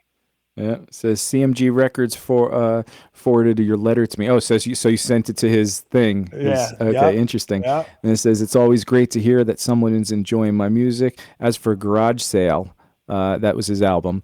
It's finally going to be released on Legato Records in late January. Legato will be good. They appreciate the playing. I'm trying to read this in between our thing. And they understand the music. Unfortunately, it's been finished for about almost a year.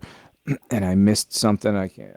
What do you say? And the music biz is very slow. Yeah. Anyway, I'm very happy with the new record. You can read the rest of it. I can't see. Yeah, it was it. We signed a long-term recording. It. Is that page 2? Yeah, no, it's still the first one. It was. Okay. Says anyway, very happy. With the new record. Yeah, we spent a long time. There it is. We spent a long time recording it. Over to take point of redoing, even to the point of redoing some. This is so funny. It's all handwritten. That's the one thing you miss. You forget about. Yep. Yeah. I recorded 3 more songs than I needed, and even did a cover version of a Bob Dylan song called "My Something Pager." Mm-hmm. I can't. I don't think it was his pager. No, definitely not. So then the next page goes into what does he say? So in mid-January rolls around, call Legato, I think puts their number. Oh, that's hilarious. Yeah, and they'll give you a release date. You probably have my video on REH called Intervallic Rock, but if you don't, call CPP and it gives the number there. I did it about 1.5 years ago and got some interesting stuff on it in the country and blues department. Also, you can write me at home anytime. And he actually gave me his home address. I don't know if that's still his home address. Is that what the quarters are for? They're covering that? Yeah. Nice. I wanted to be respectful because I don't know if he still lives there or not, but I did take him up on that and we did correspond. Right. But, again, this kind of stuff doesn't happen in 2025. You know what I mean? But you could literally correspond with these guys. And look, Carl is, he's smart. He's selling his record. He's selling his tape, but he's also engaging back, and it's a handwritten letter. And, this meant a lot. And Carl is, one of my favorite guitar players. He's still to this day. He was a teacher at GIT. Did you study with him at GIT? No, he wasn't there when I was there. But I saw him play at GIT, and that was the first time I saw him play. And I was just like, oh my God, he just was so ridiculous. And I still have so many Carl licks. At some point when we get the, when I figure out the video on my end for the guitar, I have a couple of cool Carl Ryan licks that I'll show. We got to get that sooner than later because I can't. That's part of this whole thing too. I'm so excited. Like you were mentioning, I've been showing stuff, and then you go back in the week and you start learning some of that stuff that we discussed and talked about that I was going down. And I want that trade off. I want you to show every week to show me an idea you're working on. I show you an idea, and we actually trade it here live, and then go back and walk and then talk about it next week on where we've gotten with it and where I think we'll that's there. Yep, and the Carl stuff is so Michael Baccarella, he has a YouTube channel. Check him out. I'll put the link in the description too. He used to do some stuff with us at Guitar Breakdown. He did some videos, really good jazz stuff. Very, very Jimmy Herring heavy. Jimmy's unbelievable. If you don't know who he is, check him out. He's just a monster player. He toured with at one point with Michael Landau, him. I forget what the band was called. But it was 3 people. It was him, Landau, and they had guests all the time. But they also had there's not Keneally, but there's a jazzer in New York. Who's the jazzer in New York? That's a little. He's got very eccentric kind of playing. Well, it's pretty much every jazz player in New York. Yeah, but this guy is very, very. God, I wish I knew his name. Anyway, I was going to look it up, but we'll talk. If anybody knows, write in the comments who it is. It was three people, and I forget the name of it. But Jimmy Herring is just a monster. Anyway, Michael Baccarella is a really good player. He went to Atlanta Institute of Music, came out here, went to USC, studied with Steve Travato, another amazing GIT teacher that now teaches at USC. And Carl Verheyen. And then he used to hang out with Steve and Carl all the time, go to their houses for private lessons. He's actually pretty good friends with Carl. I mean, they talk and stuff. So he always said Carl's just an amazing dude, just such a nice guy, has no ego, and is such a student of guitar as well as just a great professor of it. Yeah, his enthusiasm is another guy. Like, you could see the joy, like you see like Paul Gilbert and Eddie Van Halen and a lot of the guys you talk about. Carl's got it too, and I think that's like I want to have, I want to drink out of that well. So the next one you got here is a list of stuff. So this is from a flyer. So we kind of put the cart before the horse in this case. Actually, let me go to the other one because I do see that bleeding through. So we'll go to it's Robbie's Music, Mahwah, New Jersey. Yeah, and then Nanuet, and there was Wayne, which were 3 stores here in New Jersey. And this was a flyer that they were handing out in 1989, dude. April of 1989. This was at the Paul Gilbert Clinic. They were giving this flyer out. So basically, this was like the flyer for the event. But, you had in the Mahwah store, you had Steve Stevens. Yeah. So that's the front $5 door entry. Yeah. So now if you go back to the other sheet, this was the sale. This was the deal sheet from 1989. And I thought this was so fun because if you kind of look at it, look at the prices on this. Like, there's some stuff on here. Oh my God, the Steinberger. Yeah. For $1,000, dude. I bought mine for probably. So I had the black and white one. So I had the GP4. I had the Vito Bratta version. So I think that was the GP4 S. But I had it in the white. And I think I paid around $1,500 to $1,700 back in that day. Yeah. So that $1,000 mark, I remember those were in some stores. There, what's the store by Willowbrook Mall? The one that's not. Yeah, Robbie's. Oh, that is this Robbie's. Okay, yeah. So they had these, and I assume the reason why the prices were so great on the sales on this is they couldn't get rid of them. Nobody was buying them. Sure. I think they had them for months, and I was the first one to buy one of the more expensive ones, the Vito Bratta white one. Yeah. And God, I wish I still had that. That's worth like $10,000 now. Yeah. You can't because they don't make that trans trem, and that now they make some Steinberg knockoffs that seem cool, and they are what they are. It was never the graphite neck. It was never the headless style was more annoying than anything because you had to get double balled strings. So and then if you broke them, you could double balled strings were so expensive because they were so unique. You had to make your own. So anytime I broke a string, I saved the ball and then I tied it at the end of a regular string and I make my own. So it was all this bullshit you had to go through. But what was great about it, and the EMGs, they weren't that great. They were all right. But that trans trem was so magical. Like even the Van Halen thing, real quick. I play this Van Halen when we were talking about the testing the tones out, right? And trying to get that articulation. Let me put it on my screen here. The one Van Halen thing I always play that I didn't play last week was that I forget what song this is, but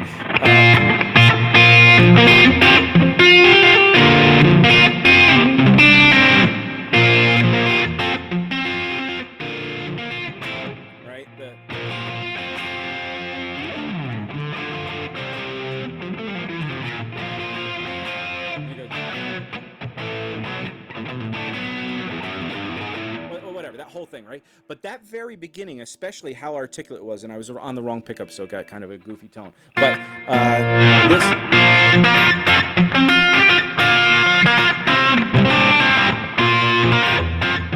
And the tone has to be a little cleaner. But what's so cool about that is it's the articulation of. A lot of people just do.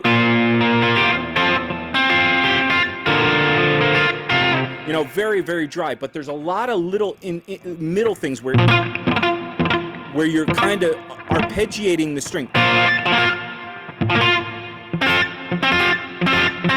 Right, so, and then there's the punch of the stop. And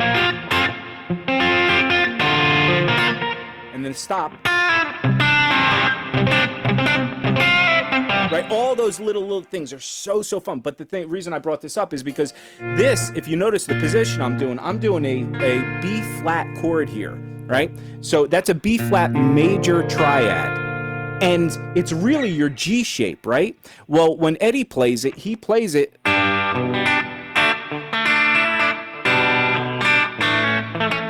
right? Because he has the trans trem, so he could just play it down here. Yeah. He doesn't have to do that big stretchy bar. So what a lot of people do is they'll put a bar up here. What are those things called? A capo. He'll put a capo up here, and they'll play it here. Then they'll quickly take the capo off and play it down here because it does change pitch. And what was magical about those trans trems is it had notches in here. So the way the strings and the rolling system on the trans trem, it actually, every string bent up in pitch. Whereas on all these other things, everything's bending slightly out of pitch. So when you have a chord and you bring it up, none of that's in tune, right? With a trans trem, that D chord goes to an E. It literally goes perfectly. And it had notches on there where you could lock it in. So you could bring it up a step and a half to 2 steps and lock it in. Yeah. And now this capo of the nut just moved up frets. It is amazing, those guitars. But so the reason why those guitars were so expensive was because of that trans trem. Sure. And now they still make these guitars, sort of. And I've heard rumor that they're actually coming out. Somebody else is coming out with that true trans trem. But now those guitars just don't have that trem on there. Yeah. But go ahead. I'm sorry. So that listy thing. Well, yeah. So well, you look at the Steinberger, but then if you go down the list, it's kind of funny because you see there's 2 guitars that crack me up. Well, one is actually, there's an Ibanez RG410 on there, and I actually bought that Ibanez RG410. It's the purple Ibanez that I have. It's a transitional Ibanez. It's got You bought it for $199? Yeah, I did. Shut up. Yeah, I did. It's a 1 pickup Ibanez. It's got the Ibanez Edge. Do you still have it? Oh yeah. Oh, dude, you should have brought it out for this. Yeah. Well, I will bring it out next time. I have it, but I'll bring it out next week and show you it. But dude, and look at those sales again. That was $550, and it went to $199, which is $200. Yeah. So it's not even like now you go to Guitar Center and something $550 is now $450, no, or maybe it's not $425. Even. Like these were hack prices. Like literally, get everything out the door. We're closing, and they didn't close till recently, right? No, the Robbies and Nanuet probably closed like a few years later. But they weren't closing. But I mean, dude. Look at the George Lynch Kamikaze. We're not talking an LTD for $1,650. $800 for an American ESP Kamikaze. $800. Actually, I'm gonna go right now on Google and ESP George Lynch Kamikaze. Oh, why did that come out? My keyboard's acting goofy. Lynch.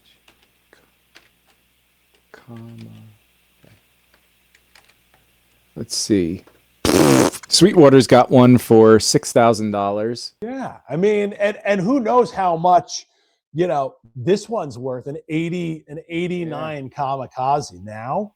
Like I sit there and I was like, oh man, I should have gotten that. But I basically only had like, I only had like $300, so that's crazy. Yeah, and dude, let me tell you, that RG410 that I have, it's like a magical guitar, man. That thing roars. It's the pickup, the stock Ibanez pickup in that thing is fantastic. That's one of my favorite guitars. So that will never go with But yeah, so I thought that was kind of fun. The Charvel, it made me laugh. Like you could get a Model 1 for like $110 back then.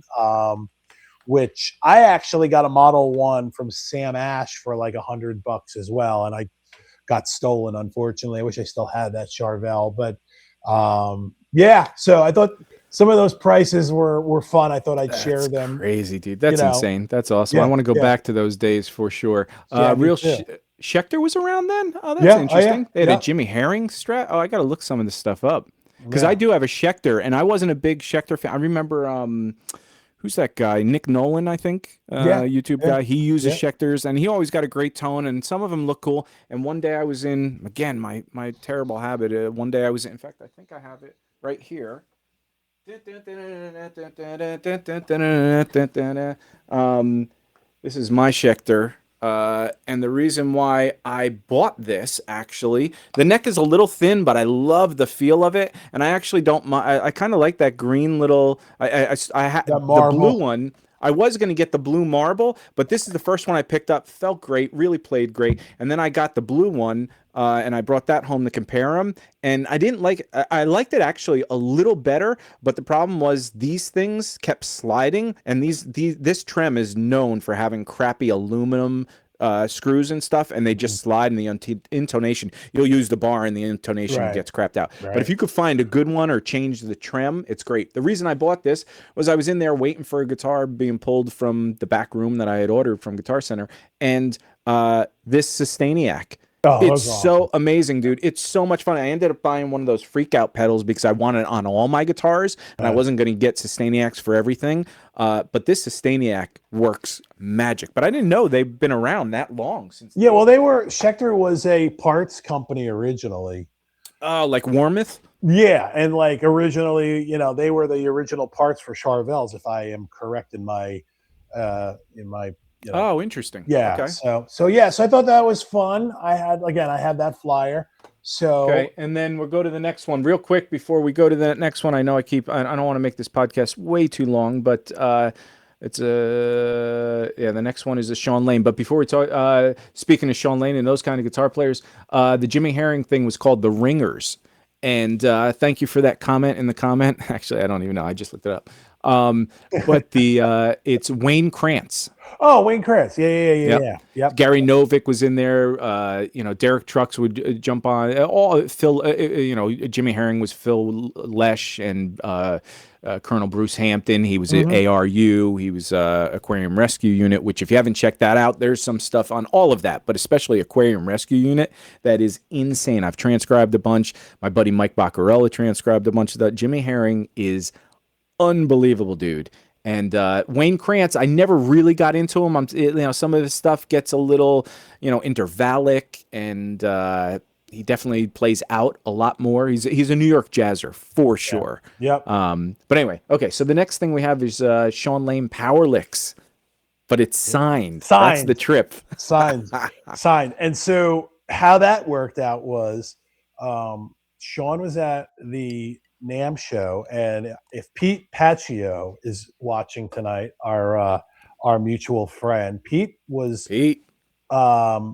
knew Sean, and he could probably chime in the comments of how he knows him if he's watching, but he knew him and introduced me to Sean that day. How did he know him though? Do you know? I don't know. Okay. So Pete, if you are watching this, if you can add that into the comments here, because I'm curious as well to see how you knew him. And Pete's from New Jersey? Pete's from Chicago. Oh, okay. Pete's a Chicago guy. But so I happen to have had this, not because I kept this with me, but I was at the NAMM show that day. I hadn't gone back to the hotel, and REH had a booth there, if I remember correctly, and they had the show. This was like the Sean Lane coming soon. This was right when the Sean Lane video came out. And so he basically, I happened to have the cover. And when I saw him, I had a marker, and because I was running into people. So I had a bunch of people signing stuff. And so I met Sean, and I got, I told the story like a couple weeks back. One of the highlights of just everything I've ever done was I got to spend about 25 minutes talking to Sean. And there's actually a video that Pete Paccio sent me, which I'm going to send you. I got to remember. He sent it to me on Facebook. and it was Sean Lane's guitar tech, and he was really good friends with Sean. I got to send you the video. I Yeah. haven't had a chance. I'm going to watch it tomorrow when I'm in the office. Just put it on my headphones. But I got to spend 20 minutes or so chatting with Sean, and he was just such a really, really nice, soft-spoken guy. We just kind of ran through a bunch of conversations. He was in no rush to get out of there. Yeah, we just chatted, and I had asked him before we split if he could sign it for me, and he was like, "Sure." He signed it for me. And then, like literally, as he was walking away, Alan Holsworth was like, him and Alan Holsworth were like hanging out, and I was just like, my mind was blown, and I didn't want to like. That's the one thing I don't want to do is like if there's people there. I don't want to. I hate being that guy going up to people like so. You should give him this thing and said, "Here, Alan, sign over Sean's name." Yeah. Like so. Yeah. So that's the thing with Sean and Alan, both of them. Everybody says about them, they are two of the most humble, nicest guys, and both of them are from different planets. Like literally. They're playing, if anybody's not familiar with Sean Lane and Alan Holdsworth, sometimes if you dive into the wrong area too quick, you may just go, yeah, this isn't my thing, because there are some parts of their playing that's so out there and so crazy, and the technique, I mean, if you're into that kind of stuff, it's amazing. But it's their melodic sense and their harmonic sense and their songwriting and some of their and not only that, again, the people that they are. Everybody says when they never, you never hear them talking about themselves, and if they do, they say it in such a weird, shy, subtle way. Like they don't feel comfortable. It's not about them. It's not about the rock star stuff. It's not about how I am praised above the rest because my technique is amazing. They've just become, like if you see Sean Lane play, he'll play piano. You'll see some stuff on YouTube where he's playing these things. He's doing all this guitar stuff. He goes to the piano keyboard player who's playing keyboards, and he'll play the harmony part down below. And it's all these fast, intricate lines, and you're like, dude, it would take a lifetime to get that good at keyboards, let alone keyboards and guitar. And I mean, they're just savants. They're just genius. And to see them both in the same room, and I mean, you got to be overwhelmed. Oh, I'm just like, I remember just like going like, I can't handle this. And so those like 90s NAMM shows were amazing. And you know, and again, I was hanging out with guys like Metal Mike before he was in Rob Halford's band, and Rob Johnson, and Pete kind of knew a lot of people. So yeah, we had hung out with Dweezil Zappa. Those were such fun, you know. And I wasn't playing for anybody. Like one of the two shows that I went to, I hadn't played for anybody, so I was free to kind of walk about. The last two that I went to, I was playing. I was working booths and stuff, so I couldn't, like the one NAMM show that I played for Sony. They had introduced a guitar processor, and I think we talked about it. It was awful. It was absolutely an awful guitar processor. But I mean, I got to go to NAMM and meet a lot of people, and it was fun. But I worked my butt off, man. I was playing every half hour. I didn't really get to see much. So I'd go to the parties and stuff, and I would catch up with my friends. But it was fun. You should come out for NAMM one year. We should actually go to that. Would be really fun to do. I mean, it's a totally different thing now. I mean, even back then, like you said, they had the REH booth, they had the Cherry Lane booths, they had all the book booths, they had, you know, I mean, and now it's so expensive that those places, I mean, Fender didn't even go last year because they're like, it's just too expensive. They don't make enough money off of the return. And their booths, the upstairs, you know, there's the big ones, the Gibson, the Fenders, a few of those things. And those are the really big rooms. And those things cost millions of dollars to, I mean, it's crazy. So even the smaller booths downstairs, a lot of them are sharing booths. Like VGA will share with another company that does some audio interface or something, but it's kind of cramped, crowded. Some of them have isolation booths because the volumes are, you know, the volume police is so ridiculous now. You can't play anything and you can't hear anything. So some of them, like D'Angelo, I think that's what it is.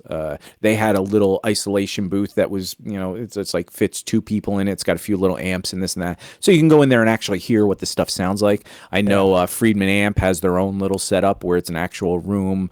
Doug Rappaport goes in there, a lot of guys or whatever. And so, but it'd be fun, dude. We should definitely do that. Definitely. Let's go on to the next one, and we're gonna get back to a Sean Lane. I got one quick lick to close this thing out with at the end. That's gonna be really cool. I think we have like 2 or 3 more photos left anyway. So we're on to Mr. Gilbert writing in his giant black marker. Yeah, this was hanging back in my bedroom, back in the days that we were hanging out. But Paul was like, this was from the clinic in 1989. I bought my at GIT. No, here at Robbie's in Nanuet, and Paul was the perfect ambassador for GIT. He had just left GIT and was starting up Mr. Big with Billy. This is kind of right around that time, but my dad at the time wasn't so sure that he wanted to spend at the time GIT was only $6,000.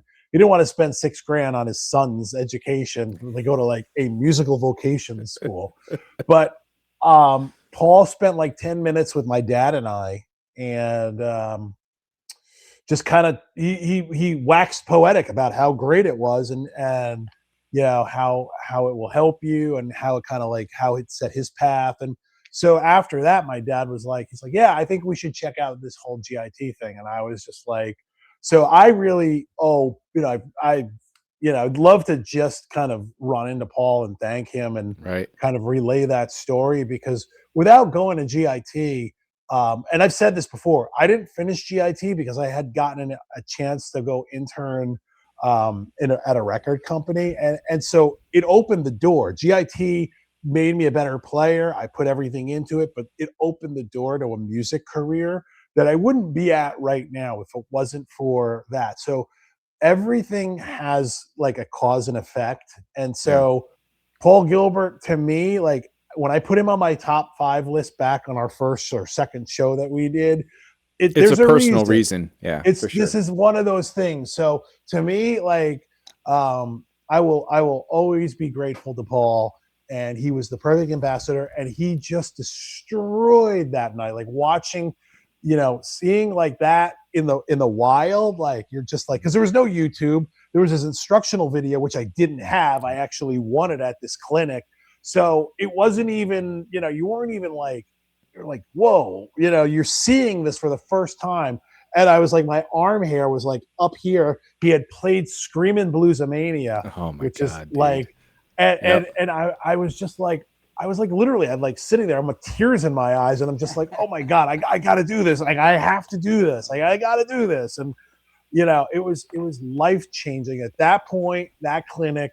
At that point in my life, I was 17 years old. That thing was life-changing. Yeah. And dude, he was at his top of his game then. I mean, he was just coming out of Racer X, GIT, and not only now he started getting into songwriting with Mr. Big, and it was more blues oriented, but with those licks. So insane. Yep. Yeah. So and the thing that we were talking about, if anybody watched the podcast from last week, there were a bunch of little riffs I did from Mr. Big. I mean, I just play his stuff all the time, but there was one that I forgot to say, which is kind of talking about this articulation thing with the blue Saraceno. So that addicted to that Rush, man, when that first hit MTV, it was like it was a powerhouse, because it was this rock band. Their hair was flowing, they're dancing. It was a beautiful video.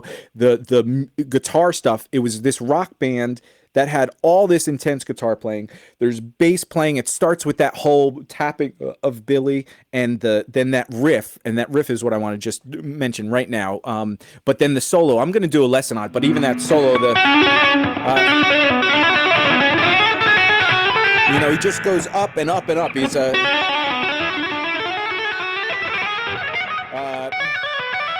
he goes into the arpeggio. This whole thing, I haven't played that in forever, but I remember it's a really hard, complicated line for tapping, and there's so many he gets into this little chromatic walk down in the legato. I want to show that. I've always loved that. But the intro thing, the riff, that is one of those things, again, if you mute with your palm hand and you open it up with your palm hand to let it ring out, you get different subtleties. So if you have whatever that is,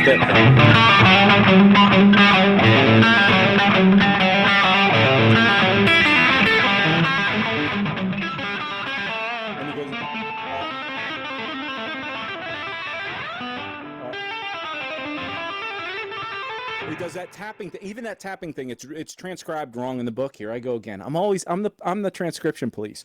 But I remember when I first learned it, it was no tapping at that beginning. It was. So that was all legato with one. It was on the G string, 12th fret, 14th fret, 12, 9. Then it goes on the the D string, 13. Gets you that blues note, 13, 12, 10. So you have. But that's really tapped. So he hammers on that 12th fret, then he taps the 14th fret. Then he taps the 13th fret on the A string, pulls off the 12th to 10. So,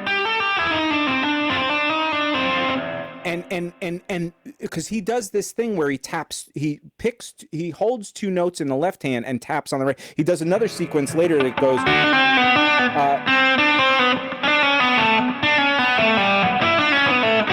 That was it. So he does two notes in the left hand and taps one here and one note. And I don't really remember what that riff is, but that's a thing. This sounds totally different doing than getting into. But if you do it with the one hand, and I'm just talking a lot here though.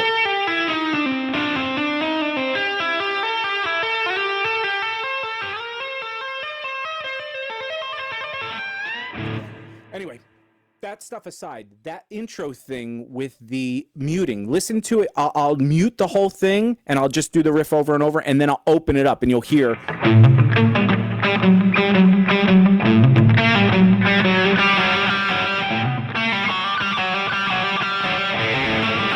Right? You hear those levels of subtleties. So that whole thing has that subtlety in there, and it's building it up and down. It's like kind of like an ocean flow of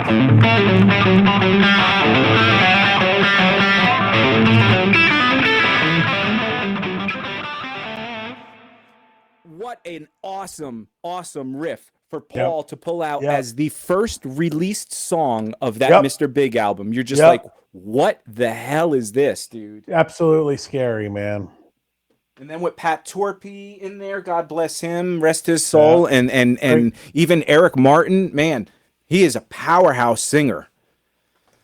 And Billy, of course. Okay, good so real quick, let's get into. So we gotta start wrapping up because it's getting to be 2.5 hours. Yeah, I'm sorry, man. All right. No, this is fun, but. Okay, Paul Gilbert, the picks, or all the picks. Who are these guys? So let's see. There's George Lynch on the left, Steve Vai, Ace Frehley, Rick Nielsen. That is Jason Newsted of Metallica, Russ Parrish on the War and Peace one. Oh, right. God, Russ Parrish. And then Randy Travis, the country singer. And then the pick guard. Wait, who's the top one with all the colorful Story of Light? That's all Steve Vai? Oh, wow. Oh, that's a cool pick, dude. Yeah. Those are Vai. And then the pick guard was signed by Les Paul. Dude. A few weeks before he passed away back in 2000. Wow. Yep. I have a picture with him, but I didn't, obviously that wasn't in the, right. Because I was on my phone at the time. But so dude, the that's pick guard, crazy. Isn't that cool? This is like my little magical pick guard of all my. Is that framed? Yeah, it's framed. Nice. So that's smart. That's on my wall that I have saved. Looks like the Steve Vai one fell. You got to fix that, buddy. Yeah, I know. Tape is glued and everything. So, all right. So the next one, we got a Steve Vai pass. Yeah. So this is a pass that I actually made for Steve. Oh, nice, dude. Yeah, this is a project that I did for Steve. Is he wearing a painter's outfit? What is he wearing? Yeah, it's it looks like when you're a chef. What is that? Oh, right. Chef. Yeah. Whatever. But it was basically a promotion that he put together. And so we did the back end of it for him so basically if you bought that record, you would get a meet and greet as part of the package. That's cool, dude. And so we did the back end. We did the actual, where you would enter the information, and we curated that for him. And so when he came through New Jersey in Morristown, I got to see him and meet him, and I spent a few minutes with him, and he was just the nicest, sweetest guy, and he was really involved. Like the one thing I learned from Steve when we were putting this project together, he was on the call. He had his general manager handle most of it, but Steve was he was on the call. So, he had favored nations. I don't know if he's still doing that label anymore, but, when he was doing it, he was very, very involved. And, that's the way you make it. You don't have people, you have to have people that you trust to work for you. But there's a point where you're still kind of like the chief, and so Steve is just a legend and one of my all-time favorites. So meeting him, that was a great great experience. And then the last one, I like how you respectfully put the Adam and Eve leaf over his junk. Well, he did that. That was the past. Oh, is that part? Oh, okay. That's funny. Yes, okay, and the last one, we got a ticket to the community theater at Mayo Center for Performing Arts. Alan Holdsworth. Yeah, so that one is I didn't get to really meet him that night, but on a whim, I forgot exactly what the situation was, but I was working late one night. It was 7:00 and it was snowing. It was cold. I remember it was really cold and it was snowing. And I was debating, because I live about 45 minutes east of where my office is. And I was like, oh my God, I'm sitting at my desk. I'm going, should I go? Should I go? And I get there and Holdsworth had gone on and they stopped. The box office was closed. And I was just like, oh shoot. I can't believe. So I knock on the window and I was just like, can I buy a ticket? She's like, unfortunately, this, it's closed. She's like, but she goes, I'll let you in for free. And so she let me in. Yeah. It was because they were closed. I guess once the box office is closed, they're done. So she let me in. Sadly, it wasn't sold. It wasn't anywhere close to sold out. Right. I mean, and it's not a huge venue. It's a very nice theater.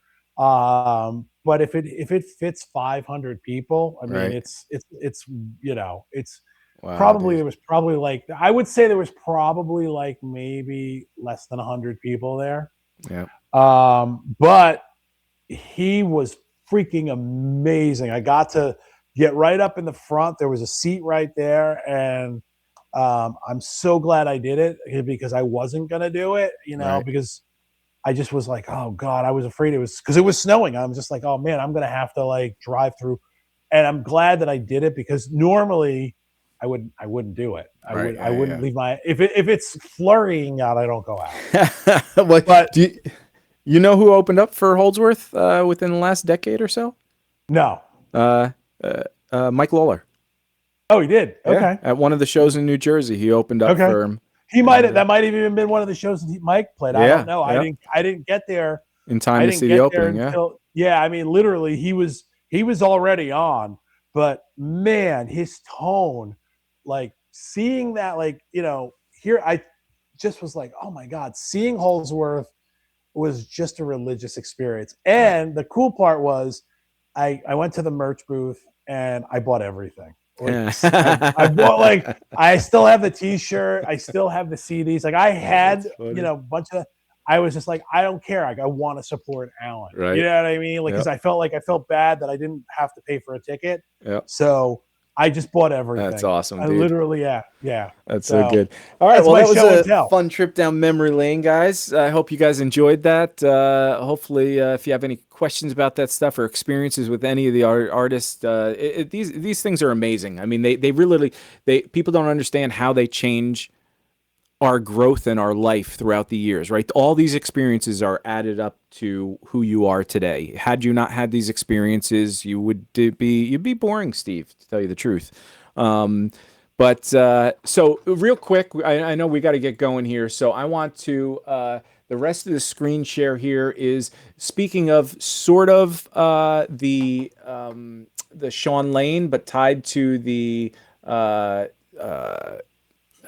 Holdsworth, that kind of group thing.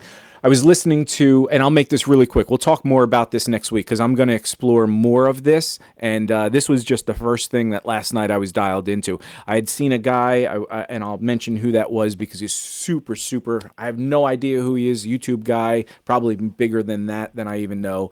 And he's a very Sean Laney, Holdsworthy guy. Like man, I was telling Steve, you close your eyes, you think it's them. Like it's so accurately good, and he does this crazy picking thing. He does this one lick that everybody says it just sounds alien. It's like 4 notes a string going from the low end to the high end, and it's not just 64 notes, but it's at a tempo that's unbelievable, and it just sounds like he's going from the low end of the neck to the top end of the neck, and it's just and he's there. But it's all individually articulated, and it's like a picarella or whatever that thing is. It just sounds like a machine gun, and you're like, how does this guy do that? That was impressive enough. Nothing I'd want to learn how to play. I mean, it just serves no purpose in what I do, but really impressive. But then he started playing some Sean Lane stuff, and one of them was this tune called Not Again. And this is actually Sean Lane playing the intro of this. I think I had it geared up to 2 minutes. Yeah. Okay, so I'm going to play this. I got to turn the audio on the desktop on. Hopefully we don't get feedback. We might get a little. But here is the Sean playing this. And I'll point out the lick. When you see my finger go here, this is the lick.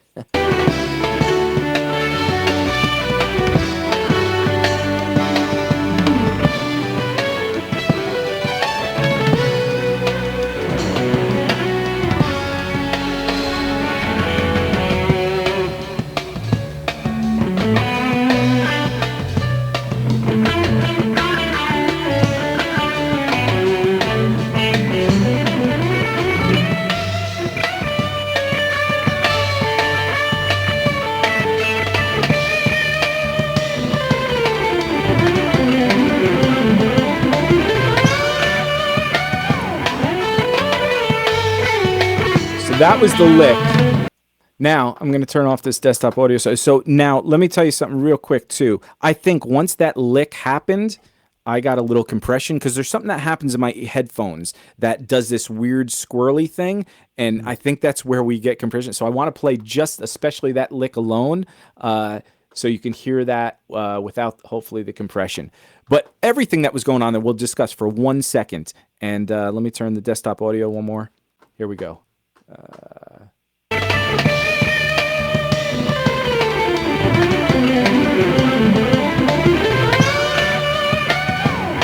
It's just so beautiful. And now look at, let me turn the desktop audio off. Think about what he's doing there, right? Everything was so melodic up until that point. The song is beautiful. The melody is beautiful. Then he throws in these all those little phrases that he does have cool, unique vibrato bending, and the phrase is unique.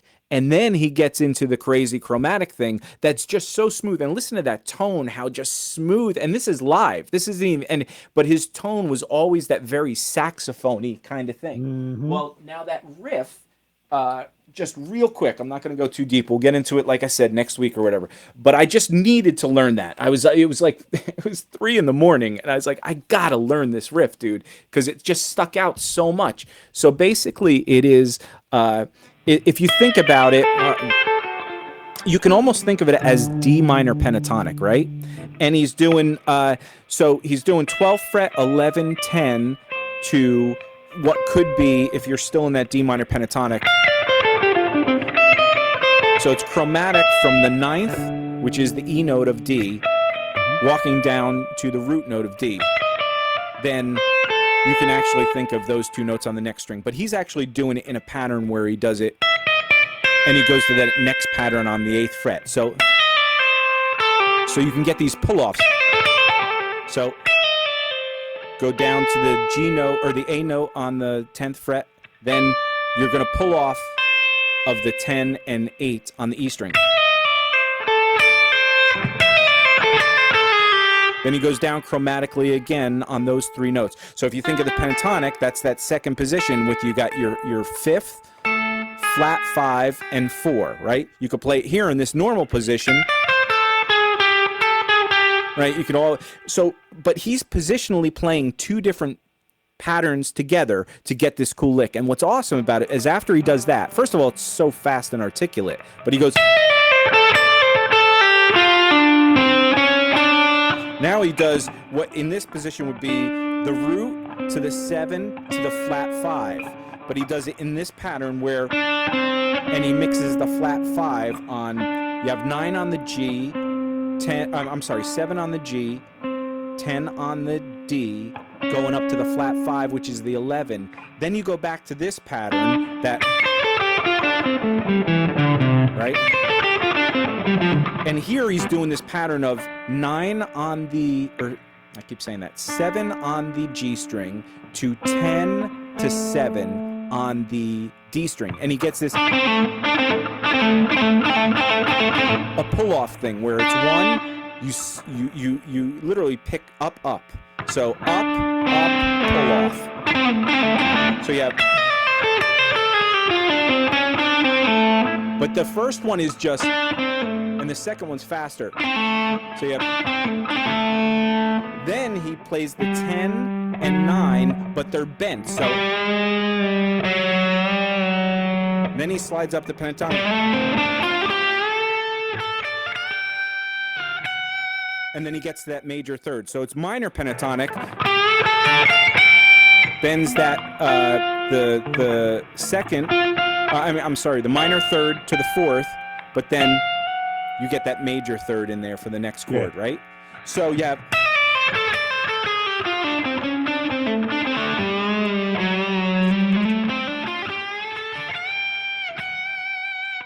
dude, and at fast tempo, I gotta learn that. Yeah. That is just brilliant, dude. Yeah, I gotta learn that. I can't wait till this show airs live so that I can learn that. Right. That's well, you're gonna have to play it next week when it does.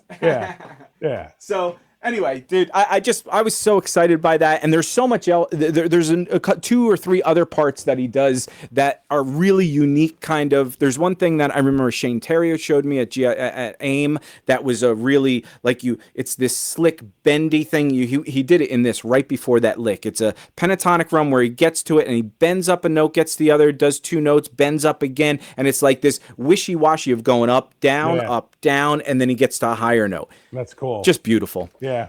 Anyway, so everybody, listen, if you made it this far, thank you so much. This is another long way. It seems like we're getting to a point where everything's 2 hours. What happened to this being I know, 1 hour. Like 1 hour. We were 1 hour 3 hours ago. And I am crossing my fingers that this is the first time we're actually recording direct, so I'm hoping everything records correctly. If not, dude, I had a fun time with you. Thank you so much, man. I had so much fun. Everybody watching this, thank you for the comments, the likes, the subscribes, all that stuff. I'll push this button again. Please do like, subscribe, share with your friends. Let us know what you want to hear in next week's lessons or podcast, and we'll get into that. If you have any questions, please contact us on Facebook. I got to get my Instagram. Everybody says that. I have it, but I don't have it up. But hit me up on Facebook, Guitar Breakdown. The link's in my description. And Steve, listen, hopefully we're hooking up in the next couple days, and we're going to meet up for the holidays, and we'll do a little Guitar Center live stream or something. We'll crash Guitar Center. Yep. So thank you, Steve, for taking your moment out for this, your 2-hour moment. And thanks for sharing your life with us. And I will talk to you all on the next one. See y'all. Love Happy you. holidays. How do I shut this off? I'm going to edit this out for sure.